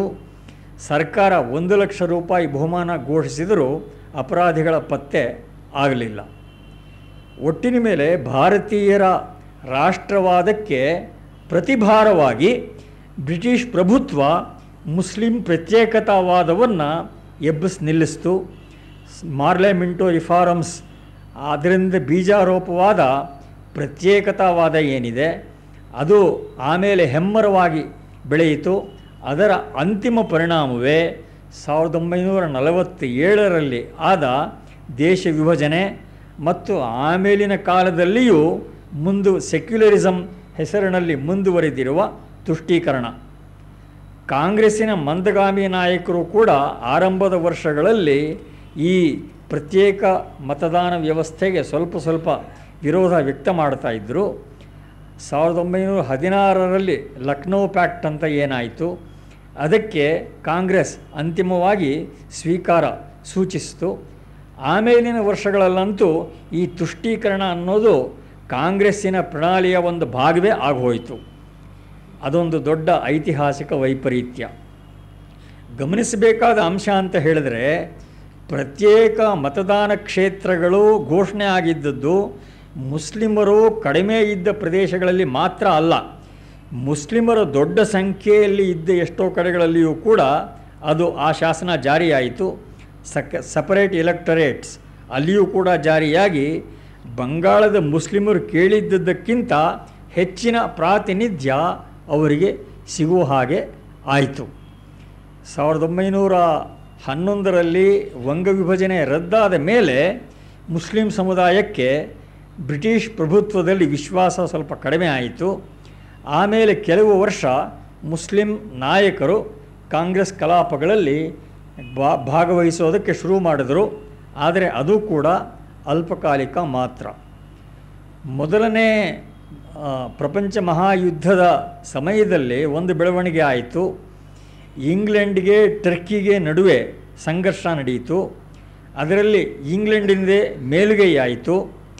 ಇಂಗ್ಲೆಂಡ್ ಟರ್ಕಿಯ ಖಲೀಫ್ ಸ್ಥಾನವನ್ನು ರದ್ದು ಮಾಡಿಬಿಡ್ತು, ಈ ಟರ್ಕಿಗೆ ಪಾಠ ಕಲಿಸಬೇಕು ಅಂತ.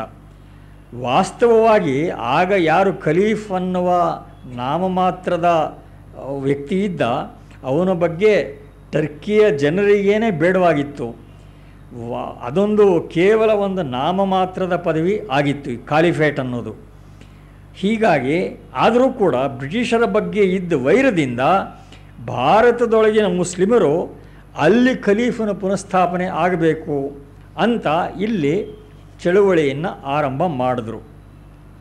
ಆಗ್ತಾನೆ ಭಾರತದ ರಾಜಕಾರಣದಲ್ಲಿ ಪ್ರಾಮುಖ್ಯ ಪಡ್ಕೊಳ್ತಾ ಇದ್ದರು ಮಹಾತ್ಮ ಗಾಂಧಿಯವರು.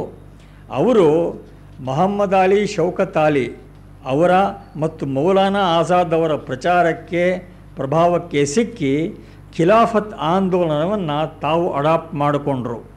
ಇದರಿಂದ ಇಲ್ಲಿಯ ಸ್ವಾತಂತ್ರ್ಯಾಂದೋಲನದಲ್ಲಿ ಮುಸ್ಲಿಮರು ಪಾಲ್ಗೊಳ್ಳುವ ಹಾಗೆ ಆಗತ್ತೆ ಅನ್ನುವ ಅಂದಾಜಿನಿಂದ.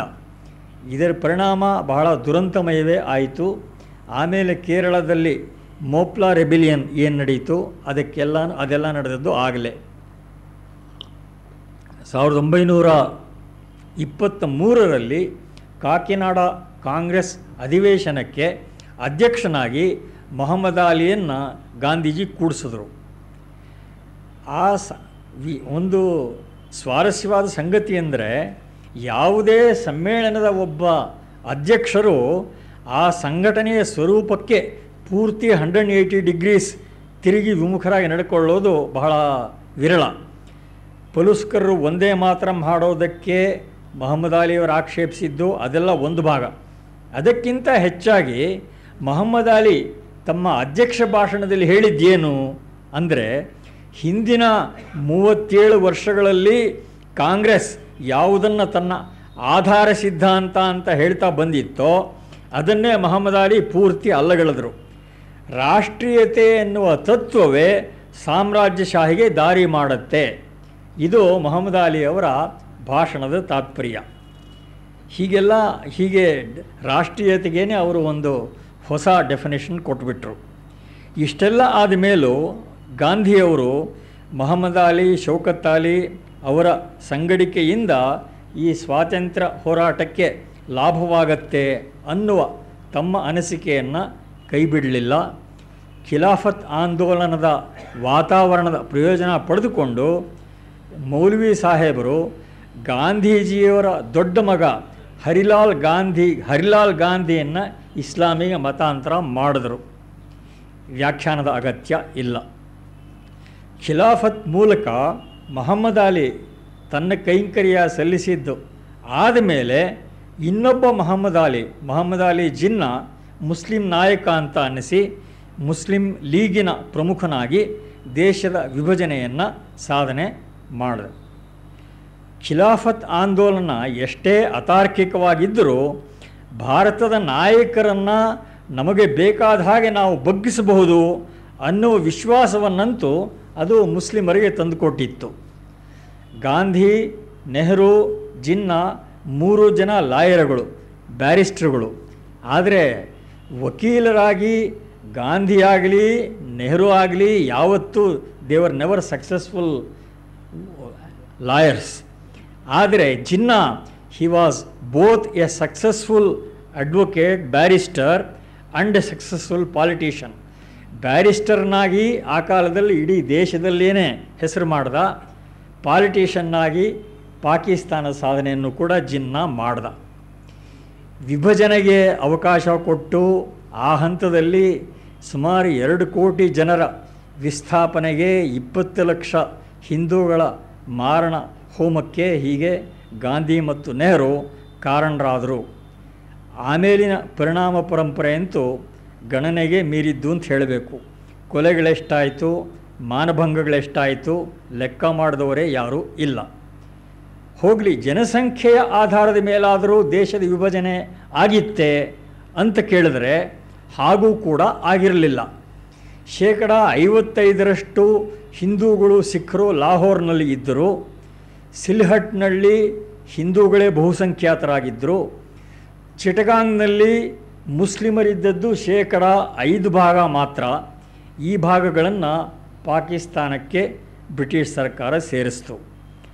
ನೆಹರು ಮತ್ತು ಗಾಂಧಿ ಏನು ಹೇಳಿದರೂ ಒಪ್ತಾರೆ ಅಂತ ಬ್ರಿಟಿಷರಿಗೆ ವಿಶ್ವಾಸ ಇದ್ದಿದ್ದರಿಂದಲೇ ಈ ಅನಾಹುತಗಳೆಲ್ಲ ನಡೆಯಿತು.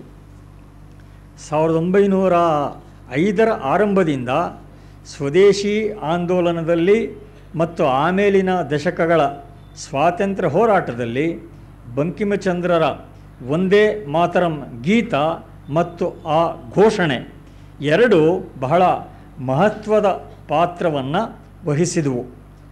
ಬಂಕಿಮಚಂದ್ರರು ಆ ಗೀತವನ್ನು ಬರೆದದ್ದು 1872-74ರ ವರ್ಷಗಳಲ್ಲಿ. ಆಮೇಲೆ 1881ರಲ್ಲಿ ಬರೆದ ಆನಂದಮಠ ಅನ್ನುವ ಕಾದಂಬರಿಯಲ್ಲಿ ಬಂಕಿಮಚಂದ್ರರು ವಂದೇ ಮಾತರಂ ಗೀತವನ್ನು ಅಳವಡಿಸಿದರು. ಭವಿಷ್ಯದಲ್ಲಿ ಆ ಹಾಡು ಇಡೀ ದೇಶಕ್ಕೆ ಸ್ವಾತಂತ್ರ್ಯದ ಬೀಜ ಮಂತ್ರ ಆಗತ್ತೆ ಅನ್ನುವ ನಿರೀಕ್ಷೆ, ಆಸೆ ಬಂಕಿಮಚಂದ್ರರಿಗೆ ಇತ್ತು. 1894ರಲ್ಲಿ ಬಂಕಿಮಚಂದ್ರರು ವಿಧಿವಶರಾದರು. ಅವರ ನಿಧನ ನಂತರ ಅವರ ಭವಿಷ್ಯವಾಣಿ ಏನಿತ್ತು ಅದು ಅಕ್ಷರಶಃ ನಿಜ ಆಯಿತು. 1880ರ ದಶಕದಲ್ಲಿಯೇ ವಿಶ್ವಕವಿ ರವೀಂದ್ರನಾಥ ಠಾಕೂರರು ಆ ಗೀತಕ್ಕೆ ಮನಸೋತು ಅದಕ್ಕೆ ಸಂಗೀತ ಸಂಯೋಜನೆ ಮಾಡಿದ್ರು. 1905-6ರ ವರ್ಷಗಳಲ್ಲೇ ಕವಿ ಸುಬ್ರಹ್ಮಣ್ಯ ಭಾರತಿ ಅದನ್ನು ತಮಿಳಿಗೆ ಅನುವಾದ ಮಾಡಿದ್ರು. ಆಗಲೇ ಹೇಳಿದಾಗೆ DVG ಅದನ್ನು ಸಂಸ್ಕೃತಕ್ಕೆ ತರ್ಜುಮೆ ಮಾಡಿದರು. ಭಾರತದ ಎಲ್ಲ ಭಾಷೆಗಳಿಗೆ ಅದು ಅನುವಾದ ಆಗಿಬಿಟ್ಟಿತ್ತು. ಅಲ್ಲಿಂದಾಚೆಗೆ ಮತ್ತು 1896ರಲ್ಲಿ ಕಲ್ಕತ್ತಾ ಕಾಂಗ್ರೆಸ್ ಅಧಿವೇಶನದಲ್ಲಿ ಸ್ವಯಂ ರವೀಂದ್ರನಾಥ ಠಾಕೂರರೇ ಅದನ್ನು ಹಾಡಿದರು. 1905-6 ವರ್ಷಗಳಿಂದ ಈಚೆಗೆ 1907ರಲ್ಲಿ ಅರವಿಂದರು ಅದನ್ನು ಇಂಗ್ಲೀಷಿಗೆ ಅನುವಾದ ಮಾಡಿದ್ರು, ಅಲ್ಲದೆ ಅದರ ಮೇಲೆ ವ್ಯಾಖ್ಯಾನ ಕೂಡ ಮಾಡಿದ್ರು. ಅಲ್ಲಿಂದಾಚೆಗೆ ಕಾಂಗ್ರೆಸ್ ಅಧಿವೇಶನಗಳನ್ನು ವಂದೇ ಮಾತರಂನಿಂದ ಆರಂಭಿಸುವ ಪರಿಪಾಠನೇ ಬೆಳೆದಿತ್ತು. 1915ರಿಂದ ಆಚೆಗೆ ಇದು ಅನೇಕ ವರ್ಷ ನಡೆದಿತ್ತು. 1923ರ ಕಾಕಿನಾಡ ಅಧಿವೇಶನದಲ್ಲಿ ಏನಾಯಿತು, ಪ್ರತಿ ವರ್ಷ ಈ ಹಾಡನ್ನು ಹಾಡೋದಕ್ಕೆ ಆಗಿನ ಭಾರತದ ಅತ್ಯಂತ ಪ್ರಸಿದ್ಧ ಗಾಯಕ ವಿಷ್ಣು ದಿಗಂಬರ ಪಲುಸ್ಕರ್ ಇವರನ್ನು ಕಾಂಗ್ರೆಸ್ ಆಹ್ವಾನಿಸ್ತಾ ಇತ್ತು. ಹಾಗೆ 1923ರಲ್ಲಿ ಕಾಕಿನಾಡದಲ್ಲಿ ನಡೆದ ಕಾಂಗ್ರೆಸ್ ಅಧಿವೇಶನಕ್ಕೂ ಪಲುಸ್ಕರ್ ಬಂದರು. ಅವರು ಉದ್ಘಾಟನೆ ಸಮಯದಲ್ಲಿ ವಂದೇ ಮಾತರಂ ಹಾಡೋದಕ್ಕೆ ಶುರು ಮಾಡ್ತಾ ಇದ್ದಾಗೆ ಅಧ್ಯಕ್ಷ ಮೊಹಮ್ಮದ್ ಅಲಿ ಆಕ್ಷೇಪಣೆ ಎತ್ತಿದ್ರು, ಇದು ನಮ್ಮ ಮುಸ್ಲಿಂ ಸಮುದಾಯಕ್ಕೆ ಇದು ಆಗಬರೋದಿಲ್ಲ ಅಂಥೇಳಿ. ಹೀಗೆ ಆದರೆ ಪಲುಸ್ಕರ್ ಅವರು ದಿಟ್ಟ ಮನುಷ್ಯ. ಅವರು ಅಧ್ಯಕ್ಷರ ಸೂಚನೆಯನ್ನು ನಿರಾಕರಿಸಿ ಇದನ್ನು ಹಾಡೋದು ನನ್ನ ಹಕ್ಕು, ಇದನ್ನು ನಿರಾಕರಿಸೋದಕ್ಕೆ ನೀವು ಯಾರು ಅಂತ ದಿಟ್ಟವಾಗಿ ಇದು ಪ್ರತಿಭಟಿಸಿ ಎದುರು ನಿಂತು ಪೂರ್ತಿ ವಂದೇ ಮಾತರಂ ಹಾಡಿ ವೇದಿಕೆಯಿಂದ ಇಳಿದರು. ಹೀಗೆ ಕೀರ್ತಿವಂತರಾದರು. ಆಮೇಲಿನ ವರ್ಷಗಳಲ್ಲಿ ಕಾಂಗ್ರೆಸ್ಸಿನ ಮುಸ್ಲಿಂ ಪರ ಧೋರಣೆ ಬೆಳೀತಾ ಹೋಯಿತು. ವಂದೇ ಮಾತರಂ ಮೂಲೆಗುಂಪಾಯಿತು. ಆದರೆ ಅದರ ಜನಾದರಣೆ ಯಾವತ್ತಿಗೂ ಕಡಿಮೆ ಆಗಲೇ ಇಲ್ಲ, ಹೆಚ್ಚುತ್ತಾನೆ ಹೋಯಿತು. ಆದರೆ ಜವಾಹರ್ಲಾಲ್ ನೆಹರು ತಮಗಿದ್ದ ಸ್ಥಾನಬಲದಿಂದ ಜನಗಣಮನವನ್ನು ರಾಷ್ಟ್ರಗೀತೆಯಾಗಿ ಆಯ್ಕೆ ಮಾಡಿದ್ರು. ವಾಸ್ತವವಾಗಿ ಜನಗಣಮನ ಆಯ್ಕೆಯನ್ನು ನೆಹರು ಏನೋ ಭಾಳ ಪೂರ್ವಾಪರ ಯೋಚನೆ ಮಾಡಿದ್ರು ಅಂತೇನಿಲ್ಲ. ಅವರು ವಿಶ್ವಸಂಸ್ಥೆಯ ಅಧಿವೇಶನಕ್ಕೆ ಹೋದರು. ಅಲ್ಲಿ ಎಲ್ಲ ರಾಷ್ಟ್ರಗಳ ರಾಷ್ಟ್ರಗೀತೆಯನ್ನು ನುಡಿಸುವ ಪರಿಪಾಠ ಇದೆ ಅಂತ ಅಲ್ಲಿ ಹೋದಾಗ ಅವ್ರಿಗೆ ಗೊತ್ತಾಯಿತು ಏನು ಮಾಡೋದು ಅಂತ ಹೇಳಿ. ಆಗ ಇಲ್ಲಿ ಭಾರತವನ್ನು ಸಂಪರ್ಕ ಮಾಡಿ ಆ ಗ್ರಾಮಫೋನ್ ಪ್ಲೇಟ್ಗಳಿರ್ತಾ ಇತ್ತು. ಜನಗಣಮನ ಅದರ ಒಂದು ನಾವು ರಾಗಿ ರೊಟ್ಟಿ ಅಂತ ಕರೀತಾ ಇದ್ವಲ್ಲ 78 RPM, ಅದು ಜನಗಣಮನದ ಒಂದು ರಿಕಾರ್ಡಿಂಗನ್ನು it was flown to from Bharat. ಅದನ್ನು ತಗೊಂಡು ಅಲ್ಲಿಯ ವಿಶ್ವಸಂಸ್ಥೆಯ ಪ್ರತಿನಿಧಿಗಳಿಗೆ ಅದನ್ನು ಹಾಕಿ ತೋರಿಸಿದ್ರು. ಎಲ್ಲ ಚೆನ್ನಾಗಿದೆ ಅಂದರು. ವಾಸ್ತವವಾಗಿ ಚೆನ್ನಾಗಿಲ್ಲ ಅಂತ ಯಾರು ಹೇಳ್ತಾರೆ? ಅಂಥ ಗೋಷ್ಠಿಯಲ್ಲಿ ಇನ್ನೊಂದು ದೇಶದ ರಾಷ್ಟ್ರಗೀತೆ ಚೆನ್ನಾಗಿಲ್ಲ ಅಂತ ಯಾರು ಹೇಳ್ತಾರೆ? ಚೆನ್ನಾಗಿದೆ ಅಂತ ಹೇಳೋದೇ ಶಿಷ್ಟಾಚಾರ. ಅದನ್ನು ನೆಹರು ಸರ್ಟಿಫಿಕೇಟ್ ಅಂತ ಭಾವಿಸಿದ್ರು. ವಾಪಸ್ ಬಂದ ಮೇಲೆ ಅದನ್ನು ರಾಷ್ಟ್ರಗೀತೆ ಅಂತ ಘೋಷಣೆ ಮಾಡಿ ಆಮೇಲೆ ಅದಕ್ಕೆ ಅಧಿಕೃತತೆ ಬಂತು. ಆದರೆ ರಾಜಕೀಯ ವಲಯದಿಂದ ಆಚೆಗೆ ವಂದೇ ಮಾತರಂನ ಜನಪ್ರಿಯತೆ ಅಕ್ಷುಣ್ಣವಾಗಿ ಮುಂದುವರಿಯಿತು.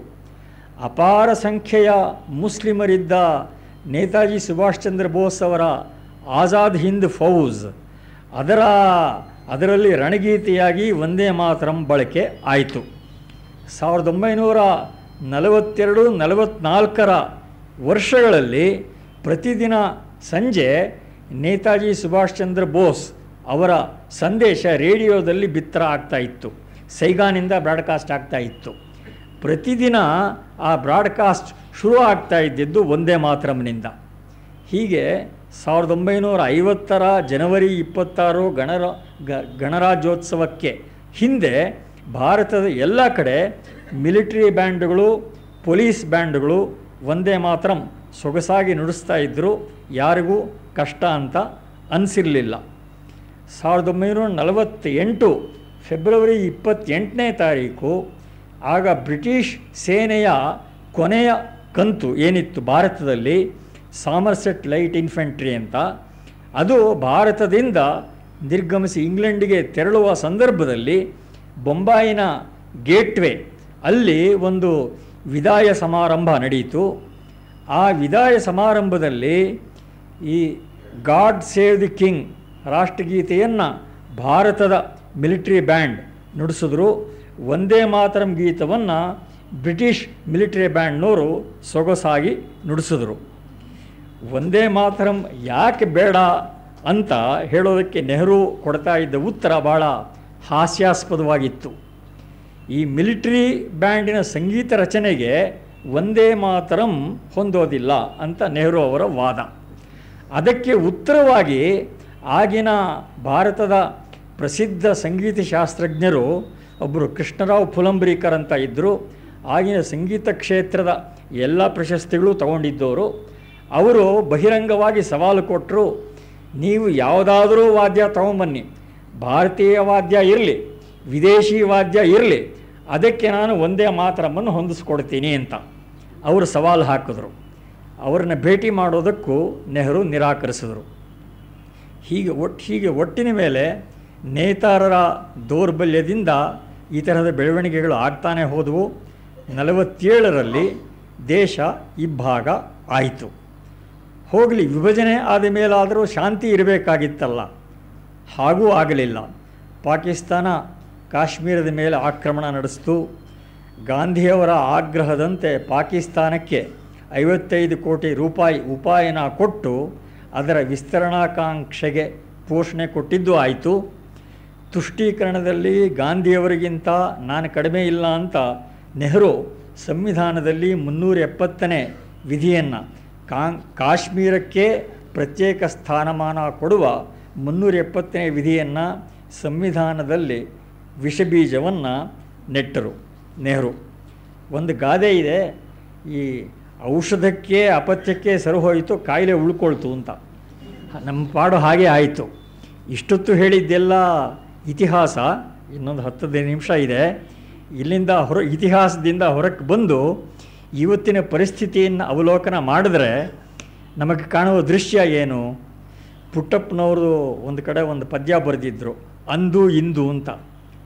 ಅಂದು ಹಿಂದಕ್ಕೆ ಗುರುವಿದ್ದ, ಮುಂದಕ್ಕೆ ಗುರಿಯಿತ್ತು, ನುಗ್ಗಿದುದು ಮುಂದೆ ಧೀರ ದಂಡು.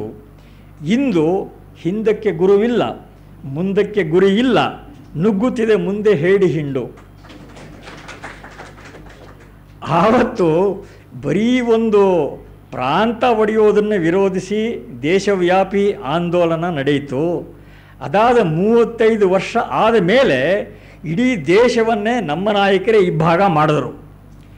ಆವತ್ತು ಆ ರಾಷ್ಟ್ರವ್ಯಾಪಿ ಆಂದೋಲನಕ್ಕೆ ಚಾಲಕ ಶಕ್ತಿಯಾಗಿದ್ದದ್ದು ವಂದೇ ಮಾತರಂ. ಆ ವಂದೇ ಮಾತರಂ ಗೀತವನ್ನು ನಮ್ಮ ನಾಯಕರೇ ಮೂಲೆಗುಂಪು ಮಾಡಿದರು. ಹೋಗಲಿ, ವಿಭಜನೆ ಆದ ಮೇಲೇನಾಯಿತು? ಅದರ ಕರಿನೆರಳಿನಿಂದ 58 ವರ್ಷ ಆದ ಮೇಲೂ ನಮಗೆ ಹೊರಕ್ಕೆ ಬರೋದಕ್ಕೆ ಆಗ್ತಾ ಇಲ್ಲ. ಕಳೆದು ಉಳಿದ ಖಂಡವಾದ ಭಾರತದ ಉಳುವು ಕೂಡ ಇವತ್ತು ಗ್ರಹಣಗ್ರಸ್ತವಾಗಿದೆ. ಇದು 58 ವರ್ಷದ ಸಾಧನೆ. ಈ ದೇಶದ ಅಖಂಡತೆ ಅನ್ನೋದು ಕೇವಲ ಒಂದು ಭಾವನಾತ್ಮಕ ಸಂಗತಿ ಅಲ್ಲ. It is a precondition for our very existence as a nation. ದುರದೃಷ್ಟ ಅಂದರೆ ರಾಜಕೀಯ ಅಧಿಕಾರ ದಾಹದ ದಟ್ಟತೆಯಲ್ಲಿ ರಾಷ್ಟ್ರೀಯತೆ ಕೊಚ್ಚೋಗಿದೆ. ದೇಶಭಕ್ತಿ ಬಗ್ಗೆ ಮಾತಾಡೋದು ಇವತ್ತು ಫ್ಯಾಷನಬಲ್ ಅಲ್ಲ. ರಾಷ್ಟ್ರೀಯತೆಗೆ ದೇಶಭಕ್ತಿಗೆ ಅದರ ಪಾಡು ಇವತ್ತು ಹನುಮಂತನ ಪಾಡಾಗಿದೆ ಅಂತ ಹೇಳಬಹುದು. ಹನುಮಂತನಿಗೆ ತ್ರೇತಾಯುಗದಲ್ಲಿ ರಾಮನ ಬಂಟ ಅಂತ ಗೌರವದ ಸ್ಥಾನ ಇತ್ತು. ದ್ವಾಪರ ಯುಗದಲ್ಲಿ ಅರ್ಜುನನ ರಥದ ಬಾವುಟದ ಮೇಲೆ ತುದಿಯಲ್ಲಿ ಸ್ವಲ್ಪ ಜಾಗ ಸಿಕ್ಕಿತ್ತು. ಕಲಿಯುಗದಲ್ಲಿ ಸೀಗೆಕಾಯಿ ಪಟ್ಟಣ, ಬೀಡಿ ಪಟ್ಟಣ ಇವುಗಳ ಮೇಲೆ ಹನುಮಂತನಿಗೆ ಜಾಗ ಸಿಕ್ಕಿದೆ. ಈಗ ರಾಷ್ಟ್ರೀಯತೆಯದು ಕೂಡ ಅದೇ ಪರಿಸ್ಥಿತಿ ಆಗಿದೆ. ರಾಷ್ಟ್ರೀಯತೆ ದೃಢವಾಗಿ ಇರದಿದ್ದರೆ ಯಾರೂ ಉಳಿಯೋದಿಲ್ಲ, ಯಾವ ಅಧಿಕಾರವೂ ಉಳಿಯೋದಿಲ್ಲ. ಈ ಮನವರಿಕೆ ಇದ್ದಿದ್ದರೆ ರಾಷ್ಟ್ರೀಯತೆಯ ಬಗ್ಗೆ ನಾಯಕರು ಹೀಗೆ ಉದಾಸೀನದಿಂದ ಇರಲಿಲ್ಲ. ನಮ್ಮ ಇವತ್ತು ಏನಾಗಿದೆ ಅಂದರೆ, ರಾಜ್ಯ ವ್ಯವಸ್ಥೆ ಯಾವುದೇ ಇರಲಿ, ಯಾವುದೇ ಪಕ್ಷ ಅಧಿಕಾರದಲ್ಲಿರಲಿ, ಅದೆಲ್ಲ ಗೌಣ ವಿಷಯಗಳು. ಆದರೆ ದೇಶದ ಭದ್ರತೆಗೆ ಆದ್ಯತೆ ಸಲ್ಲಲೇಬೇಕಲ್ಲ, ಯಾವುದೇ ಸರ್ಕಾರ ಇದ್ದರೂ. ಇವತ್ತು ಗಡಿಯ ಭದ್ರತೆ ಇಲ್ಲ, ಆಂತರಿಕ ಭದ್ರತೆ ಇಲ್ಲ. ಕಾಶ್ಮೀರ ಉರಿತಾನೆ ಇದೆ, ಅಸ್ಸಾಂ ಕೈ ಬಿಡ್ತಾ ಇದೆ. ಬಾಂಗ್ಲಾದೇಶದ ಗಡಿ ದೆಹಲಿ ತನಕ ಬಂದಿದೆ. ಭಯೋತ್ಪಾದಕರಿಗೆ ಇವತ್ತು ಬಿಡುವೆ ಇಲ್ಲ. ನಕ್ಸಲೀಯರು ನಮ್ಮ ಮನೆ ಬಾಗಿಲಿಗೆ ಬಂದಿದ್ದಾರೆ. ಆದರೆ ಅಸಮರ್ಥವಾದ ಸರ್ಕಾರಗಳ ದೃಷ್ಟಿಗೆ ಇದು ಯಾವುದು ಬೀಳೋದೇ ಇಲ್ಲ. ಅವರು ಹಳೆಯ ತುಷ್ಟೀಕರಣಕ್ಕೆ ಅಂಟಿಕೊಂಡಿದ್ದಾರೆ. ಇದನ್ನೆಲ್ಲ ನೋಡುವಾಗ we are A nation in only A technical sense ಅಂತ ಯಾರಿಗಾದರೂ ಅನ್ನಿಸಬಹುದು. ನನ್ನ ಎಕ್ಸ್ ಬಾಸ್ ಸೇತುರಾಮ್ ಅವ್ರಿಗೆ ಏನೋ ಒಂದು ಸಲ ನ್ಯೂರಲಾಜಿಕಲ್ ಸಮಸ್ಯೆ ಆಗಿ ಡಾಕ್ಟ್ರ್ ಹತ್ರ ಹೋದರು. ಆಗ ನಿಮ್ಹಾನ್ಸ್ನ ಡೈರೆಕ್ಟರ್ ಆಗಿದ್ದವರು ಡಾಕ್ಟರ್ DBN ಮೂರ್ತಿ ಅಂತ.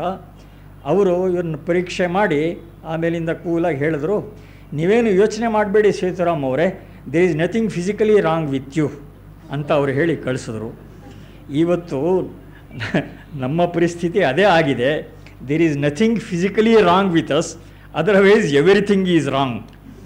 1947ರ ವಿಭಜನೆಯಿಂದಾಗಲಿ, ಆಮೇಲಿನ ಘಟನೆಗಳಿಂದಾಗಲಿ, ಅಮರನಾಥ ಯಾತ್ರಿಕರ ಕೊಲೆಯಿಂದಾಗಲಿ, ಅಕ್ಷರಧಾಮದ ಮೇಲಿನ ದಾಳಿಯಿಂದಾಗಲಿ ಯಾವುದರಿಂದಲಾದರೂ ನಾವು ಪಾಠ ಕಲಿತೇವೆ ಅನ್ನುವ ಪ್ರಶ್ನೆ ಈಗ ಕೇಳಿಕೊಳ್ಳಬೇಕಾಗಿದೆ.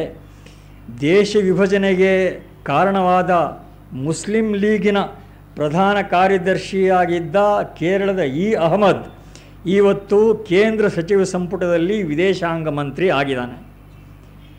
ರಾಷ್ಟ್ರವಾದವನ್ನೇ ತಿರಸ್ಕರಿಸುವ ಮತ್ತು ಈ ಸ್ವಾತಂತ್ರ್ಯೋದ್ಯಮದ ಅವಧಿಯಲ್ಲಿ ವಿದೇಶಿ ಹಸ್ತಕರಾಗಿದ್ದು ಪಾಕಿಸ್ತಾನ ರಚನೆಗೆ ಕುಮ್ಮಕ್ಕು ಕೊಟ್ಟ ಕಳೆದ 4 ದಶಕಗಳುದ್ದಕ್ಕೂ ರಾಷ್ಟ್ರೀಯತೆಯನ್ನು ತಿರಸ್ಕರಿಸ್ತಾನೇ ಬಂದ ಕಮ್ಯುನಿಸ್ಟ್ ಪಕ್ಷಗಳ ಸಾಹಚರ್ಯದಿಂದ, ಪಾಲುಗಾರಿಕೆಯಿಂದ ಇವತ್ತಿನ ಸರ್ಕಾರ ನಡೆದಿದೆ. 1962ರ ಚೀನೀ ಆಕ್ರಮಣದ ಕಾಲದಲ್ಲಿ CPMನ 32 ಜನ ಸ್ಥಾಪಕ ಸದಸ್ಯರು ಚೀನೀ ಆಕ್ರಮಣಕಾರರನ್ನು ಲಿಬರೇಷನ್ ಆರ್ಮಿ ಅಂತ ಪ್ರಶಂಸೆ ಮಾಡಿದರು. ಭಾರತ ಒಂದೊಂದು ಅನುಪಮ ಸಾಧನೆ ಮಾಡಿದಾಗಲೂ ಅದನ್ನು ಕಮ್ಯುನಿಸ್ಟ್ ಪಕ್ಷಗಳು ಕೊಂಕು ದೃಷ್ಟಿಯಿಂದ ನೋಡಿವೆ. ಬಲಿಷ್ಠ ದೇಶಗಳ ದೃಷ್ಟಿಯಲ್ಲಿ ಭಾರತದ ಪ್ರತಿಮೆಯನ್ನು ಐತಿಹಾಸಿಕ ರೀತಿಯಲ್ಲಿ ಪರಿವರ್ತನೆ ಮಾಡಿದ 1998 ಮೇ 11, 13ರ ಪೋಖರನ್ ಅಣುಸ್ಫೋಟ ಏನಾಯಿತು, ಆ ಅದ್ಭುತ ಸಾಧನೆಯನ್ನು ಕೂಡ ಕಮ್ಯುನಿಸ್ಟರ ಮುಖವಾಣಿ ಗಣಶಕ್ತಿ ಪತ್ರಿಕೆ ಪೋಖರನ್ 2 ಹಾರ್ಮ್ಫುಲ್ ಲೆಗಸಿ ಅಂತ ಟೀಕೆ ಮಾಡಿತ್ತು. CPM ಪಕ್ಷದ ಈಗಿನ ಸಾರಥಿ ಪ್ರಕಾಶ್ ಕಾರತ್ ಅವರ ದೃಷ್ಟಿಯಲ್ಲೂ ಪೋಖರನ್ ಪ್ರಯೋಗದಿಂದ ಭಾರತ ಹೆಚ್ಚು ದುರ್ಬಲವಾಯಿತು. ಇವತ್ತು ಎಲ್ಲನೂ ವ್ಯಾಪಾರಿ ರೀತಿಯ ಪರಿವರ್ತನೆಗೆ ಅವಕಾಶ ಆಗಿಬಿಟ್ಟಿದೆ. ದೇಶದ ಅಖಂಡತೆ ಅದಕ್ಕೆ ಏನು ಶ್ರದ್ಧೆ ಸಲ್ಲಬೇಕಾದ್ದಿಲ್ಲ. ರಾಷ್ಟ್ರೀಯತೆ ಅದು ಬರೀ ಕಾಲ್ಪನಿಕ, ಅದೊಂದು ಭಾವನೆ ಅಷ್ಟೇ. ಇನ್ನು ಬಹುಸಂಖ್ಯಾತರ ಹಿತ ಅದಕ್ಕಿಂತ ಸೆಕ್ಯುಲರಿಸಮ್ ಮಹತ್ವದ್ದು. ದೇಶದ ಭದ್ರತೆ ಅದಕ್ಕಿಂತ ಅಧಿಕಾರ ಗ್ರಹಣ ಮುಖ್ಯ. ಈ ಮನಸ್ಥಿತಿ ಇವತ್ತು ಇರೋದರಿಂದಲೇ ಏನೇನೋ ಘೋರ ವಿಕೃತಿಗಳು ನಡೆದು ಹೋಗುತ್ತೆ. ಅದೆಲ್ಲ ಮಾಮೂಲು ಅಂತ ಅನ್ನಿಸ್ಬಿಟ್ಟಿವೆ. ಕರ್ನಾಟಕ ಸರ್ಕಾರ ಶಾಲಾ ಪಠ್ಯಪುಸ್ತಕಗಳಿಂದ ಸಾವರ್ಕರರ ಹೆಸರನ್ನು ತೆಗೆದುಹಾಕತ್ತೆ. ಕೇರಳ ಸರ್ಕಾರ ರಾಷ್ಟ್ರಗೀತೆಯಿಂದಲೇ ಗುಜರಾತಿನ ಹೆಸರನ್ನು ತೆಗೆದುಹಾಕತ್ತೆ. ಜಮ್ಮು ಕಾಶ್ಮೀರ ಮುಖ್ಯಮಂತ್ರಿ ಮುಫ್ತಿ ಮೊಹಮ್ಮದ್ ಸಯೀದ್ ಕಳೆದ ವರ್ಷ ಅಮರನಾಥ ಯಾತ್ರೆಯ ಅವಧಿಯನ್ನು 2 ತಿಂಗಳಿಂದ 1 ತಿಂಗಳಿಗೆ ಇಳಿಸಿದರು. ಕಳೆದ ವರ್ಷ ಆಗಸ್ಟ್ ಮೊದಲ ವಾರದಲ್ಲಿ ಅಮೆರಿಕಕ್ಕೆ ಹೋಗಿದ್ದ ಕೇಂದ್ರ ಸರ್ಕಾರದ ಈಗಿನ ಜವಳಿ ಸಚಿವ ವಜಾಹತ್ ಹಬೀಬುಲ್ಲಾ ಕಾಶ್ಮೀರ ಸಮಸ್ಯೆಯ ಪರಿಹಾರಕ್ಕೆ ಅಮೆರಿಕ ನೆರವಾಗಬೇಕು ಅಂತ ಅಲ್ಲಿ ಭಾಷಣ ಮಾಡಿದ್ರು. The people of Kashmir have no faith in India ಅಂತಾನೆ ಅವರು ಹೇಳಿದರು. Remember, he is a serving IAS officer speaking in a foreign land. ಅವರು ಹುರಿಯತ್ ನಾಯಕರಿಗೆ ನಿಕಟವರ್ತಿ ಆದವರು. ಕಾಶ್ಮೀರ ಕಣಿವೆಯಿಂದ ಹಿಂದೂಗಳನ್ನು ಹೊರಕ್ಕೆ ದೂಡಿದ್ದಾದ ಮೇಲೆ ಇಸ್ಲಾಮೀಕರಣಕ್ಕೆ ಇನ್ನಷ್ಟು ವೇಗ ಬಂದಿದೆ. ಈಗ ಇಸ್ಲಾಮಾಬಾದ್ ಅಂತ ಅನಂತನಾಗಿ ಇವತ್ತು ಇಸ್ಲಾಮಾಬಾದ್ ಅಂತ ಹೊಸ ನಾಮಕರಣ ಪಡ್ಕೊಂಡಿದೆ. ಶಂಕರಾಚಾರ್ಯರ ಶಾರದಾ ಪೀಠ ಈಗ ದರಾಸ್ ಗಾಹೆ ಶರೀಫ್ ಆಗಿದೆ. ಈ ತರಹ 300 ಹಳ್ಳಿಗಳ ಹೆಸರುಗಳ ಇಸ್ಲಾಮೀಕರಣ ಇತ್ತೀಚೆಗೆ ಆಗಿದೆ. ಹೀಗಿದ್ದರೂ ಕಾಶ್ಮೀರದ ಈಗಿನ ನಕ್ಷೆಯನ್ನು ಬದಲಾಯಿಸೋದು ಅಶಕ್ಯ. No new lines can be drawn on the map of the subcontinent ಅಂತ ಈಗಿನ ಪ್ರಧಾನಮಂತ್ರಿಗಳೇ ದುರ್ಬಲತೆಯನ್ನು ಮೆರೀತಾ ಇರುವಾಗ ವಿಚ್ಛಿದ್ರಕಾರಕ ಶಕ್ತಿಗಳು ಬೆಳೆಯೋದರಲ್ಲಿ ಆಶ್ಚರ್ಯ ಏನೂ ಇಲ್ಲ. ಕಾಶ್ಮೀರದಲ್ಲಿ ವಿಧ್ಯುಕ್ತ ಸರ್ಕಾರ ಇದೆ, ಅದನ್ನು ಪಕ್ಕಕ್ಕೆ ಸರಿಸಿ ಹುರಿಯತ್ ನಾಯಕರು ಡೈರೆಕ್ಟಾಗಿ ಹೋಗಿ ಪಾಕಿಸ್ತಾನ ಸರ್ಕಾರದ ಜೊತೆ ಸಂಧಾನ ಮಾಡ್ತಾರೆ. ಇದರಿಂದ ಏನಾದರೂ ಪ್ರಯೋಜನ ಆಗಬಹುದಾ? ಹುರಿಯತ್ ನಾಯಕರು ತಮ್ಮನ್ನು ಭಾರತ ಸರ್ಕಾರ ಅಧಿಕೃತವಾಗಿ ಕಳಿಸಿದೆ ಅನ್ನೋ ರೀತಿಯಲ್ಲೇ ಅಲ್ಲಿ ವ್ಯವಹಾರ ಮಾಡಿ ಬಂದಿದ್ದಾರೆ. ಕಳೆದ ಎಷ್ಟೋ ವರ್ಷಗಳಿಂದ ಹುರಿಯತ್ ISIನ ಅಂಗವಾಗಿಯೇ ಕೆಲಸ ಮಾಡಿದೆ. ಕಾಶ್ಮೀರದ ವಿಷಯ ಇಲ್ಲಿಗೆ ಬಿಡ್ತೇನೆ. ಇವತ್ತಿನ ಅತಿ ಗಂಭೀರ ಸಮಸ್ಯೆ ಅಂದರೆ ಗಡಿ ರಕ್ಷಣೆ. ಅಸ್ಸಾಮಿನ ವಿಷಯ ಏನು ಹೇಳೋಣ? ದೇಶದ ವಿಭಜನೆ ಆದ ಕಾರಣ ಪಾಣಿನಿ ಪಾಕಿಸ್ತಾನಕ್ಕೆ ಹೋದ. ಅದೇ ರೀತಿ ಆರ್ಯಭಟನ ನಾಡಾದ ಅಸ್ಸಾಂ ಕೂಡ ನಮ್ಮ ಕೈ ಬಿಡಬಹುದಾ ಅನ್ನುವ ಸ್ಥಿತಿ ಇವತ್ತು ಉಂಟಾಗಿದೆ. ಅಸ್ಸಾಂ ಮತ್ತು ಪಶ್ಚಿಮ ಬಂಗಾಳಗಳಲ್ಲಿ ಮುಸ್ಲಿಂ ಜನಸಂಖ್ಯೆಯನ್ನು ಹೆಚ್ಚಿಸಿ ಅದನ್ನು ಪೂರ್ವ ಪಾಕಿಸ್ತಾನಕ್ಕೆ ಸೇರಿಸಬೇಕು ಅಂತ ಪ್ರತಿಪಾದನೆ ಮಾಡ್ತಾ ಇದ್ದ ಕಾಂಗ್ರೆಸ್ ನಾಯಕ ಫಕ್ರುದ್ದೀನ್ ಅಲಿ ಅಹಮದ್ ಈ ದೇಶದ ರಾಷ್ಟ್ರಪತಿಯ ಹುದ್ದೆಯನ್ನು ಕೂಡ ಅಲಂಕರಿಸಿದ್ದರು. ಇವತ್ತಿನ ಮುಖ್ಯಮಂತ್ರಿ ತರುಣ್ ಗೊಗೊಯ್ ಅವರ ಆಡಳಿತವೂ ಕೂಡ ಹಳೆಯ ತುಷ್ಟೀಕರಣ ನೀತಿಯನ್ನು ಮುಂದುವರಿಸಿದೆ. 1971ರಲ್ಲಿ ಅಸ್ಸಾಮಿನಲ್ಲಿ 2 ಮುಸ್ಲಿಂ ಬಹುಸಂಖ್ಯಾತ ಜಿಲ್ಲೆಗಳು ಇದ್ದವು. ಇವತ್ತು 9 ಜಿಲ್ಲೆಗಳಲ್ಲಿ ಮುಸ್ಲಿಂ ಬಾಹುಳ್ಯ ಇದೆ. ಬಾಂಗ್ಲಾದೇಶ ಮೂಲದವನು, ಕಟ್ಟರವಾದಿ ಅಂತಲೇ ಹೆಸರಾದವನು ರಖೀಬುಲ್ ಹುಸೇನ್, ಆತ ಇವತ್ತು ಅಸ್ಸಾಮಿನ ಹೋಮ್ ಮಿನಿಸ್ಟರ್ ಆಗಿದ್ದಾನೆ. ಇದು ಬಾಂಗ್ಲಾದೇಶಿ ಅಕ್ರಮ ವಲಸಿಗರಲ್ಲಿ ಅವರನ್ನು ದೊಡ್ಡ ಪ್ರಮಾಣದಲ್ಲಿ ಅಸ್ಸಾಮಿನಲ್ಲಿ ನೆಲೆಗೊಳಿಸಿ ಅವರಿಗೆ ಮತದಾರ ಹಕ್ಕುಗಳನ್ನು ವಿತರಣೆ ಮಾಡಿದ್ದ ಮಾಜಿ ಮುಖ್ಯಮಂತ್ರಿ ಕಾಂಗ್ರೆಸ್ಸಿನ ಅನ್ವರ್ ತೈಮೂರ್ ಮೊನ್ನೆ ಜೂನ್ ತಿಂಗಳಲ್ಲಿ ರಾಜ್ಯಸಭಾ ಸದಸ್ಯ ಆಗಿದ್ದಾರೆ. ಕಾಂಗ್ರೆಸ್ಸಿನ ಮುಸ್ಲಿಂ ವೋಟಿನ ಹಸಿವಿನ ಕಾರಣದಿಂದಾಗಿ ತೀವ್ರ ವೇಗದಲ್ಲಿ ಅಸ್ಸಾಂ ಇನ್ನೊಂದು ಕಾಶ್ಮೀರ ಆಗ್ತಾ ಇದೆ.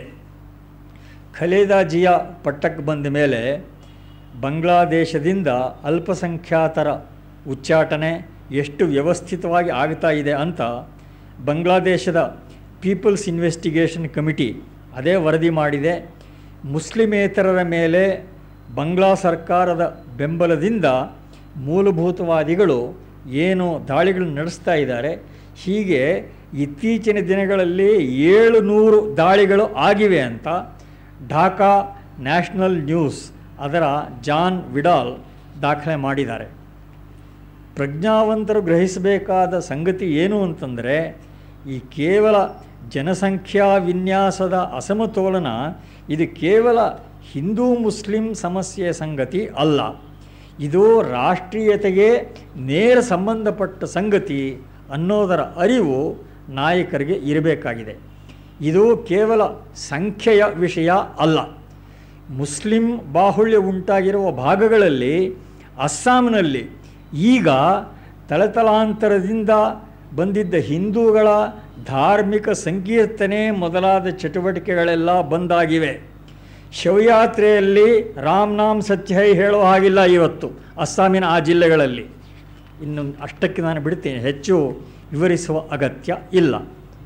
ಹಿಂದೂಗಳನ್ನು ಉಚ್ಚಾಟಿಸ್ತಾ ಇರುವ ಉಪಕಾರದ ಸ್ಮರಣೆಗೋಸ್ಕರ ಬಾಂಗ್ಲಾದೇಶ ಸರ್ಕಾರಕ್ಕೆ 100 ಕೋಟಿ ರೂಪಾಯಿ ಹ್ಯೂಮನಿಸ್ಟಿಕ್ ದೇಣಿಗೆ ಕೊಡುವ ಯೋಜನೆ ಕಾಂಗ್ರೆಸ್ಸಿನ ಅಜೆಂಡಾದಲ್ಲಿ ಘೋಷಿತವಾಗಿ ಇದೆ. ನಮ್ಮ ಸರ್ಕಾರಗಳು ವಿದ್ರೋಹಿಗಳ ಜೊತೆ ಸಂಧಾನ ಮಾಡುತ್ತವೆ, ಕಾಶ್ಮೀರದ ಭಯೋತ್ಪಾದಕರ ಜೊತೆ ಮಾತುಕತೆ, ನಕ್ಸಲೀಯರ ಜೊತೆ ಮಾತುಕತೆ. ಇದು ಬಹಳ ವಿಚಿತ್ರವಾಗಿದೆ. ಯಾರು ನಿಮ್ಮ ರಾಜ್ಯಾಂಗವನ್ನೇ ತಿರಸ್ಕಾರ ಮಾಡ್ತಾ ಇದ್ದಾರೋ ಅವ್ರ ಜೊತೆ ಮಾತುಕತೆ ನಡೆಸಿ ಏನು ಪ್ರಯೋಜನ? ಕಳೆದ ಜೂನ್ ಕೊನೆಯ ವಾರದಲ್ಲಿ ಸಂದರ್ಶಕರೇ ದೆಹಲಿಯಲ್ಲಿ ನಾಗಾಲ್ಯಾಂಡಿನ ನ್ಯಾಷನಲ್ ಸೋಷಲಿಸ್ಟ್ ಕೌನ್ಸಿಲ್ ಅದರ ಪ್ರಮುಖ ಮುಯ್ವ ಅವನೇನು ಹೇಳ್ದ, we have not come here to accept your constitution. ಇದನ್ನು ನಾಗಾಲ್ಯಾಂಡಿನ ಪ್ರಮುಖ ಹೇಳ್ತಾನೆ. ಇಂಥವರ ಜೊತೆ ಸಂಧಾನ ಮಾಡಿ ಏನು ಪ್ರಯೋಜನ? ಅದು ಯಾವತ್ತಿಗಾದರೂ ಉಪಯುಕ್ತ ಆದೀತೆ. ಇನ್ನು ಇಷ್ಟೆಲ್ಲ ಭಾನಗಡಿ ನಡೆದಿದ್ದರೂ ಕಳೆದ ವರ್ಷ ಕೊನೆಯ ಭಾಗದಲ್ಲಿ ಈಗಿನ ಸರ್ಕಾರ POTA prevention of terrorism act ಅದನ್ನು ರದ್ದುಗೊಳಿಸಿತು. ಇದನ್ನು ದೇಶದ ಭದ್ರತೆಯ ದೃಷ್ಟಿಯಿಂದ ದೊಡ್ಡ ಹಿನ್ನಡೆ ಅಂತಲೇ ಹೇಳಬೇಕಾಗಿದೆ. ಮತ್ತು ಅದು ಯಾವಾಗ ಮಾಡಿತು ಅನ್ನೋದನ್ನು ಗಮನಿಸಬೇಕು. ಎಷ್ಟು ಕ್ಷುದ್ರ ಕ್ಯಾಲ್ಕುಲೇಷನ್ಸಿಂದ ವರ್ತನೆ ಮಾಡುತ್ತವೆ ಪಕ್ಷಗಳು ಅಂತ. ಮಹಾರಾಷ್ಟ್ರ ಮತ್ತು ಅರುಣಾಚಲ ಪ್ರದೇಶಗಳಲ್ಲಿ ಇನ್ನೇನು ಚುನಾವಣೆಗೆ 1 ದಿವಸ 2 ದಿವಸ ಇದೆ ಅನ್ನೋವಾಗ ಈ ಪೋಟಾ ಕಾನೂನನ್ನು ರದ್ದು ಮಾಡಿದ ಘೋಷಣೆ ಹೊರಡಿತು. ಆಡಳಿತವನ್ನು ಬಿಗಿಗೊಳಿಸೋದಕ್ಕೆ ಬದಲಾಗಿ ಸರ್ಕಾರ armed forces special powers act, ಈ ಆ್ಯಕ್ಟ್ಗಳೆಲ್ಲ ಏನಿವೆ ಅವನ್ನು ರದ್ದುಗೊಳಿಸುವ ಅಥವಾ ಸಡಿಲಗೊಳಿಸುವ ಮಾತನ್ನು ಆಡ್ತಾ ಇದೆ. ಮನ್ಸೂರ್ ಪಟೌಡಿ ಜಿಂಕೆಯನ್ನು ಹುಲಿಯನ್ನು ಬೇಟೆ ಆಡಿದ್ರೆ ಅದು ದೊಡ್ಡ ಸುದ್ದಿ ಆಗತ್ತೆ. ಆದರೆ ಮನುಷ್ಯರನ್ನೇ ಬೇಟೆ ಆಡ್ತಾ ಇದ್ದಾರಲ್ಲ ನಕ್ಸಲೈಟ್ಸು, ಅದು ಯಾಕೆ ಸುದ್ದಿ ಆಗೋದಿಲ್ಲ? ಇವತ್ತು ಇಡೀ ದೇಶದ ಅರಣ್ಯ ಪ್ರದೇಶದಲ್ಲಿ 19% ಅರಣ್ಯ ಪ್ರದೇಶ ನಕ್ಸಲೀಯರ ವಶದಲ್ಲಿ ಇದೆ. ಅರಣ್ಯವಾಸಿಗಳ ಕಣ್ಣಲ್ಲಿ ಸರ್ಕಾರಕ್ಕೆ ನಕ್ಸಲೀಯರಿಗೆ ಮಧ್ಯ ವ್ಯತ್ಯಾಸವೇ ಕಾಣೋದಿಲ್ಲ. ಅರಣ್ಯಗಳ ಮಫಿಯಾಗಳು ನಕ್ಸಲೀಯರಿಗೆ ಪ್ರೊಟೆಕ್ಷನ್ ಮನಿ ಕೊಟ್ಟು ತಮ್ಮ ದಂಧೆಯನ್ನು ಸಲೀಸಾಗಿ ನಡೆಸ್ತಾ ಇದ್ದಾರೆ. 2003ರಲ್ಲಿ 9 ರಾಜ್ಯಗಳ 55 ಜಿಲ್ಲೆಗಳಲ್ಲಿ ನಕ್ಸಲೀಯ ಚಟುವಟಿಕೆ ಇತ್ತು. ಈ ವರ್ಷ ಫೆಬ್ರವರಿ ಹೊತ್ತಿಗೆ ಲೆಕ್ಕ ಹಾಕಿದಾಗ 15 ರಾಜ್ಯಗಳಲ್ಲಿ 155 ಜಿಲ್ಲೆಗಳಲ್ಲಿ ನಕ್ಸಲೀಯರ ಚಟುವಟಿಕೆ ಹರಡಿದೆ. ನೇಪಾಳ ಗಡಿಯಿಂದ ಆಂಧ್ರ ಪ್ರದೇಶದವರೆಗೆ ಒಂದು ದೊಡ್ಡ ರೆಡ್ ಕಾರಿಡಾರ್ ಮೊಗಸಾಲೆ ನಿರ್ಮಿಸುವ ದಿಕ್ಕಿನಲ್ಲಿ ನಕ್ಸಲೀಯರ ಚಟುವಟಿಕೆ ಇದೆ. ಆಂಧ್ರದ ಹಿಂದಿನ ಮುಖ್ಯಮಂತ್ರಿಯ ಹತ್ಯೆಯ ಪ್ರಯತ್ನ ಮಾಡಿದ್ದ ನಕ್ಸಲೀಯರು ಈಗಿನ ಸರ್ಕಾರದ ದೃಷ್ಟಿಯಲ್ಲಿ ಸಭ್ಯರಾಗಿಬಿಟ್ಟಿದ್ದಾರೆ. ಕಾಂಗ್ರೆಸ್ ಸರ್ಕಾರದ ಏಕಪಕ್ಷೀಯ ಸೀಸ್ ಫೈರ್ ಅದರ ಪೂರ್ಣ ಪ್ರಯೋಜನ ಪಡ್ಕೊಂಡು ನಕ್ಸಲೀಯರು ತಮ್ಮ ಚಟುವಟಿಕೆಯನ್ನು ಹೆಚ್ಚು ಮಾಡ್ತಾ ಇದ್ದಾರೆ. ಯಾವುದೇ ರೀತಿಯ ತುಷ್ಟೀಕರಣಕ್ಕೆ ಅಂತ್ಯ ಅನ್ನೋದು ಯಾವತ್ತೂ ಇರೋದಿಲ್ಲ. PWG ಕಾರ್ಯದರ್ಶಿ, ಪೀಪಲ್ಸ್ ವಾರ್ ಗ್ರೂಪ್, ಅದರ ಕಾರ್ಯದರ್ಶಿ ರಾಮಕೃಷ್ಣ ಅಪ್ಪಣೆ ಕೊಡಿಸಿದ್ದಾರೆ. Uprooting Hinduism will provide a solution to all social ills. ಮತ್ತು ನಮ್ಮ ಸೆಕ್ಯುಲರ್ ಫೋರ್ಸಸ್ನ ದೃಷ್ಟಿ ಕೂಡ ಹಾಗೆಯೇ ಇದೆ. ಸರ್ಕಾರಗಳ ಮೃದು ಧೋರಣೆಯಿಂದ ಅಹಿಂದು ಕ್ರೈಸ್ತ ಮುಖ್ಯಮಂತ್ರಿ ಇರುವ ಆಂಧ್ರ ಪ್ರದೇಶದ ಒಂದು ಚಿತ್ರ ಕೊಡ್ತೇನೆ. ಅಲ್ಲಿ ಆದಿಲಾಬಾದ್ ಜಿಲ್ಲೆಯಲ್ಲಿ ದೇವಸ್ಥಾನಗಳ ಸಂಖ್ಯೆ ಈಗ ಇರೋದು 12,346, ಮಸೀದಿಗಳ ಸಂಖ್ಯೆ 18,482. ಕರೀಂನಗರ ಜಿಲ್ಲೆಯಲ್ಲಿ ದೇವಾಲಯಗಳು 4,129, ಮಸೀದಿಗಳು 9,714. ಕರ್ನೂಲ್ ಜಿಲ್ಲೆಯಲ್ಲಿ ದೇವಾಲಯಗಳು ಇರೋದು 6,549, ಮಸೀದಿಗಳು 9,293. ಮಹಬೂಬ್ ನಗರ ಜಿಲ್ಲೆ ದೇವಾಲಯಗಳು 3,299, ಮಸೀದಿಗಳು 7,235. ಕೇರಳದಲ್ಲಿ ಕ್ರೈಸ್ತರ ಜನಸಂಖ್ಯೆ 19% ಇದೆ, ಮುಸ್ಲಿಮರದು 25% ಇದೆ. ಆದರೆ ಶಿಕ್ಷಣ ಸಂಸ್ಥೆಗಳಲ್ಲಿ 55.5% ಶಿಕ್ಷಣ ಸಂಸ್ಥೆಗಳು ಕ್ರೈಸ್ತರ ಅಧೀನದಲ್ಲಿ ಇವೆ. 33% ಶಿಕ್ಷಣ ಸಂಸ್ಥೆಗಳು ಮುಸ್ಲಿಮರ ಕೈಯಲ್ಲಿ ಇವೆ. ಹಿಂದೂ ನಾಮಮಾತ್ರಕ್ಕೆ ಬಹುಸಂಖ್ಯಾತರಾಗಿದ್ದರೂ ಹಿಂದೂಗಳ ಮತ್ತು ನೇರವಾಗಿ ಸರ್ಕಾರದ ವಶದಲ್ಲಿ ಇರುವ ಶಿಕ್ಷಣ ಸಂಸ್ಥೆಗಳು 11% ಮಾತ್ರ. ಇಂಥ ಪ್ರಾಂತಗಳನ್ನು ದುರ್ಬಲ ಕೇಂದ್ರ ಸರ್ಕಾರ ತನ್ನ ತೆಕ್ಕೆಯಲ್ಲಿ ಉಳಿಸಿಕೊಳ್ಳುವುದಕ್ಕೆ ಆಗತ್ಯೇ ಅನ್ನೋದು ಪ್ರಶ್ನೆ. ದುರ್ಬಲ ಸರ್ಕಾರಗಳು ಇದ್ದಾಗ ಏನಾಗುತ್ತೆ ಅನ್ನೋದಕ್ಕೆ ನಾವು ಕರ್ನಾಟಕದ್ದೇ ಮಾಹಿತಿ ಕೊಡ್ತೇನೆ. ಕಳೆದ 4-5 ವರ್ಷಗಳ ಅವಧಿಯಲ್ಲಿ ದೊಡ್ಡಬಳ್ಳಾಪುರ ದೇವನಹಳ್ಳಿ ಬೆಲ್ಟ್ನಲ್ಲಿ 84 ಹೊಸ ಚರ್ಚ್ಗಳು ಉದ್ಭವ ಆಗಿದೆ. ನಾವು ಪ್ರತಿದಿನ ದೇವ್ರ ಪೂಜೆ ಮಾಡುವಾಗ ಭರತವರ್ಷೆ ಭರತಖಂಡೆ ಅಂತೆಲ್ಲ ಹೇಳ್ತೇವೆ. ಆದರೆ ರಾಷ್ಟ್ರೀಯತೆಯನ್ನಾಗಲಿ ರಾಷ್ಟ್ರೀಯ ಗಡಿಗಳನ್ನಾಗಲಿ ಕ್ರೈಸ್ತರಾಗಲಿ ಮುಸಲ್ಮಾನರಾಗಲಿ ಒಪ್ಪೋದೇ ಇಲ್ಲ. ಭಾರತವು ಹಿಂದಿದ್ದ ಸೋವಿಯಟ್ ಒಕ್ಕೂಟದ ಹಾಗೆ ಅಥವಾ ಯುಗೋಸ್ಲಾವಿಯಾದ ಹಾಗೆ ಛಿದ್ರಗೊಂಡರೆ ಅವ್ರಿಗೇನದು ಸಮಸ್ಯೆ ಅಂತ ಅನ್ನಿಸೋದಿಲ್ಲ. ನಾವು ಯಾವ ಸೆಕ್ಯುಲರಿಸಮ್ ಅಂತ 3 ಹೊತ್ತು ಗಂಟಲನ್ನು ಹರ್ಕೋತೇವೆ ಅದನ್ನು ಕ್ರೈಸ್ತರು ಒಪ್ಪೋದಿಲ್ಲ, ಮುಸ್ಲಿಮರು ಒಪ್ಪೋದಿಲ್ಲ.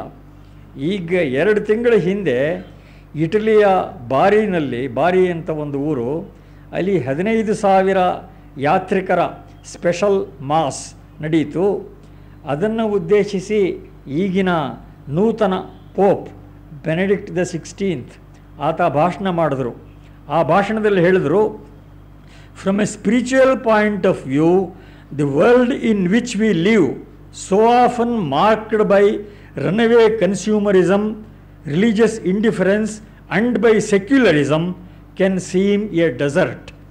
ಅಂದರೆ ಅವರ ದೃಷ್ಟಿಯಲ್ಲಿ ನಮ್ಮ ಈ ಕೊಳ್ಳುಬಾಕ ಸಂಸ್ಕೃತಿ ಇದೆಲ್ಲ ಏನಿದೆ ಅದರ ಹಾಗೆ ಸೆಕ್ಯುಲರಿಸಮ್ ಕೂಡ ಒಂದು ದೊಡ್ಡ ವ್ಯಾಧಿ.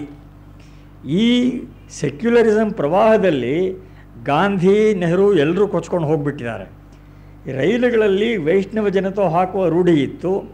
ರಾಮ್ ವಿಲಾಸ್ ಪಾಸ್ವಾನ್ ಅವರು ಅದು ಸೆಕ್ಯುಲರಿಸಮ್ ಮಡಿಗೆ ಆಗಿ ಬರಲ್ಲ ಅಂತ ಹೇಳಿ ಅದನ್ನು ಬಂದ್ ಮಾಡಿಸಿದ್ದಾರೆ. ಈಚೆಗೆ ಪೋಪ್ ಜಾನ್ ಪಾಲ್ ನಿಧನರಾದಾಗ ಸ್ಪೇನ್, ಐರ್ಲೆಂಡ್ ಮೊದಲಾದ ಕ್ಯಾಥೋಲಿಕ್ ದೇಶಗಳೇ ಯಾರೂ ಶೋಕಾಚರಣೆ ಮಾಡಲಿಲ್ಲ. ಆದರೆ ಭಾರತದ ಸೆಕ್ಯುಲರ್ ಸರ್ಕಾರ 3 ದಿವಸಗಳ ಸೂತಕ ಘೋಷಣೆ ಮಾಡಿತು.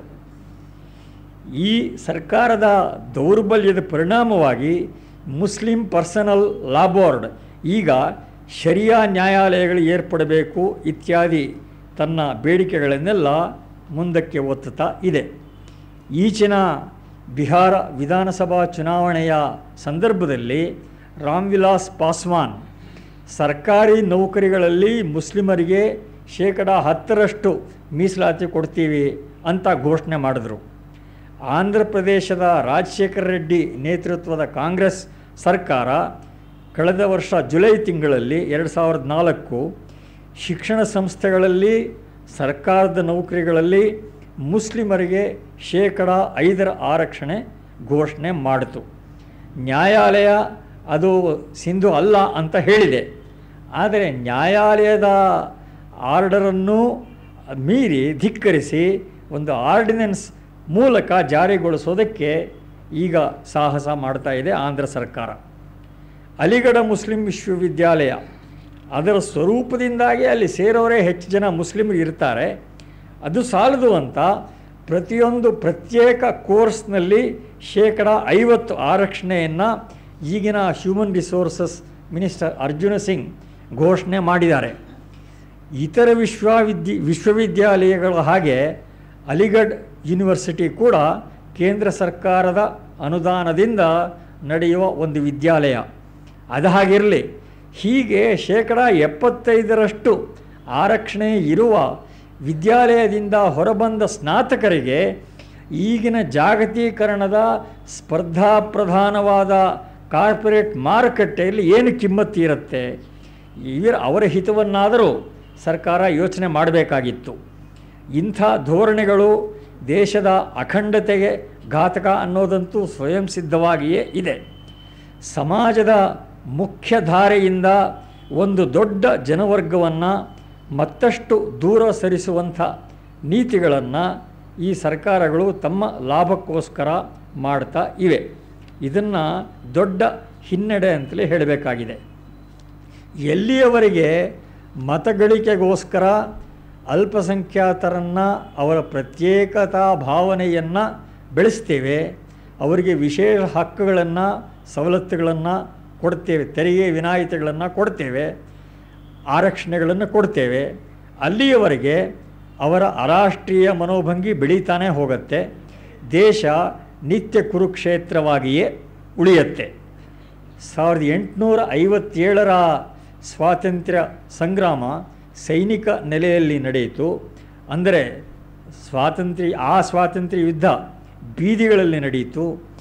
ಈಗ ಮೂರನೇ ಸ್ವಾತಂತ್ರ್ಯ ಯುದ್ಧ ಏನಿದೆ ಇದು ಮಾನಸಿಕ ಬೌದ್ಧಿಕ ಸ್ತರದಲ್ಲಿ ನಡೆಯಬೇಕಾಗಿದೆ. ತುಷ್ಟೀಕರಣ ಅನ್ನೋದು ಒಂದು ಕೇವಲ ವ್ಯಾಪಾರ ಅಷ್ಟೇ. ನೀವು ನಮಗೆ ವೋಟ್ ಕೊಡಿ, ನಾವು ನಿಮಗೆ ಈ ಸವಲತ್ತುಗಳನ್ನು ಕೊಡ್ತೇವೆ. ಇಂಥ ಕೊಳ್ಳುವ ವ್ಯವಹಾರಗಳಿಂದ ಯಾವ ರಾಷ್ಟ್ರವನ್ನಾಗಲಿ ಕಟ್ಟೋದಾಗಲಿ ಉಳಿಸೋದಾಗಲಿ ಸಾಧ್ಯ ಇಲ್ಲ. ಆಜಾದ್ ಹಿಂದ್ ಫೌಜ್ ಕಟ್ಟಿದ ಅದರ ನೇತಾಜಿ ಸುಭಾಷ್ ಚಂದ್ರ ಬೋಸ್ ಏನು ಹೇಳಿದ್ರು, ಆ ಸೇನೆಯನ್ನು ವಹಿಸಿಕೊಂಡಾಗ 5 ಜುಲೈ 1943 ಅವರು ಹೇಳಿದ್ದು ದಿ ಆಪೋಸಿಟ್ ಆಫ್ ತುಷ್ಟೀಕರಣ. I can offer you nothing except hunger, thirst, privation, forced marches and death. But if you follow me in life and in death I shall lead you to victory and freedom. ರಾಷ್ಟ್ರೀಯತೆಗೆ ಅಸ್ಥಿಭಾರ ಹಾಕಬಲ್ಲದ್ದು ಅಂಥ ಅಸ್ಖಲಿತವಾದ ನಿಷ್ಠೆಯೇ ಹೊರತು ತುಷ್ಟೀಕರಣ ಅಲ್ಲ. ಅಂಥ ಧ್ಯೇಯವಾದದ ಸ್ಮರಣೆ ಮಾಡ್ತಾ ಇವತ್ತಿನ ನಿವೇದನೆಯನ್ನು ಇಲ್ಲಿ ಮುಗಿಸ್ತೇನೆ. ಎಲ್ರಿಗೂ ನಮಸ್ಕಾರ.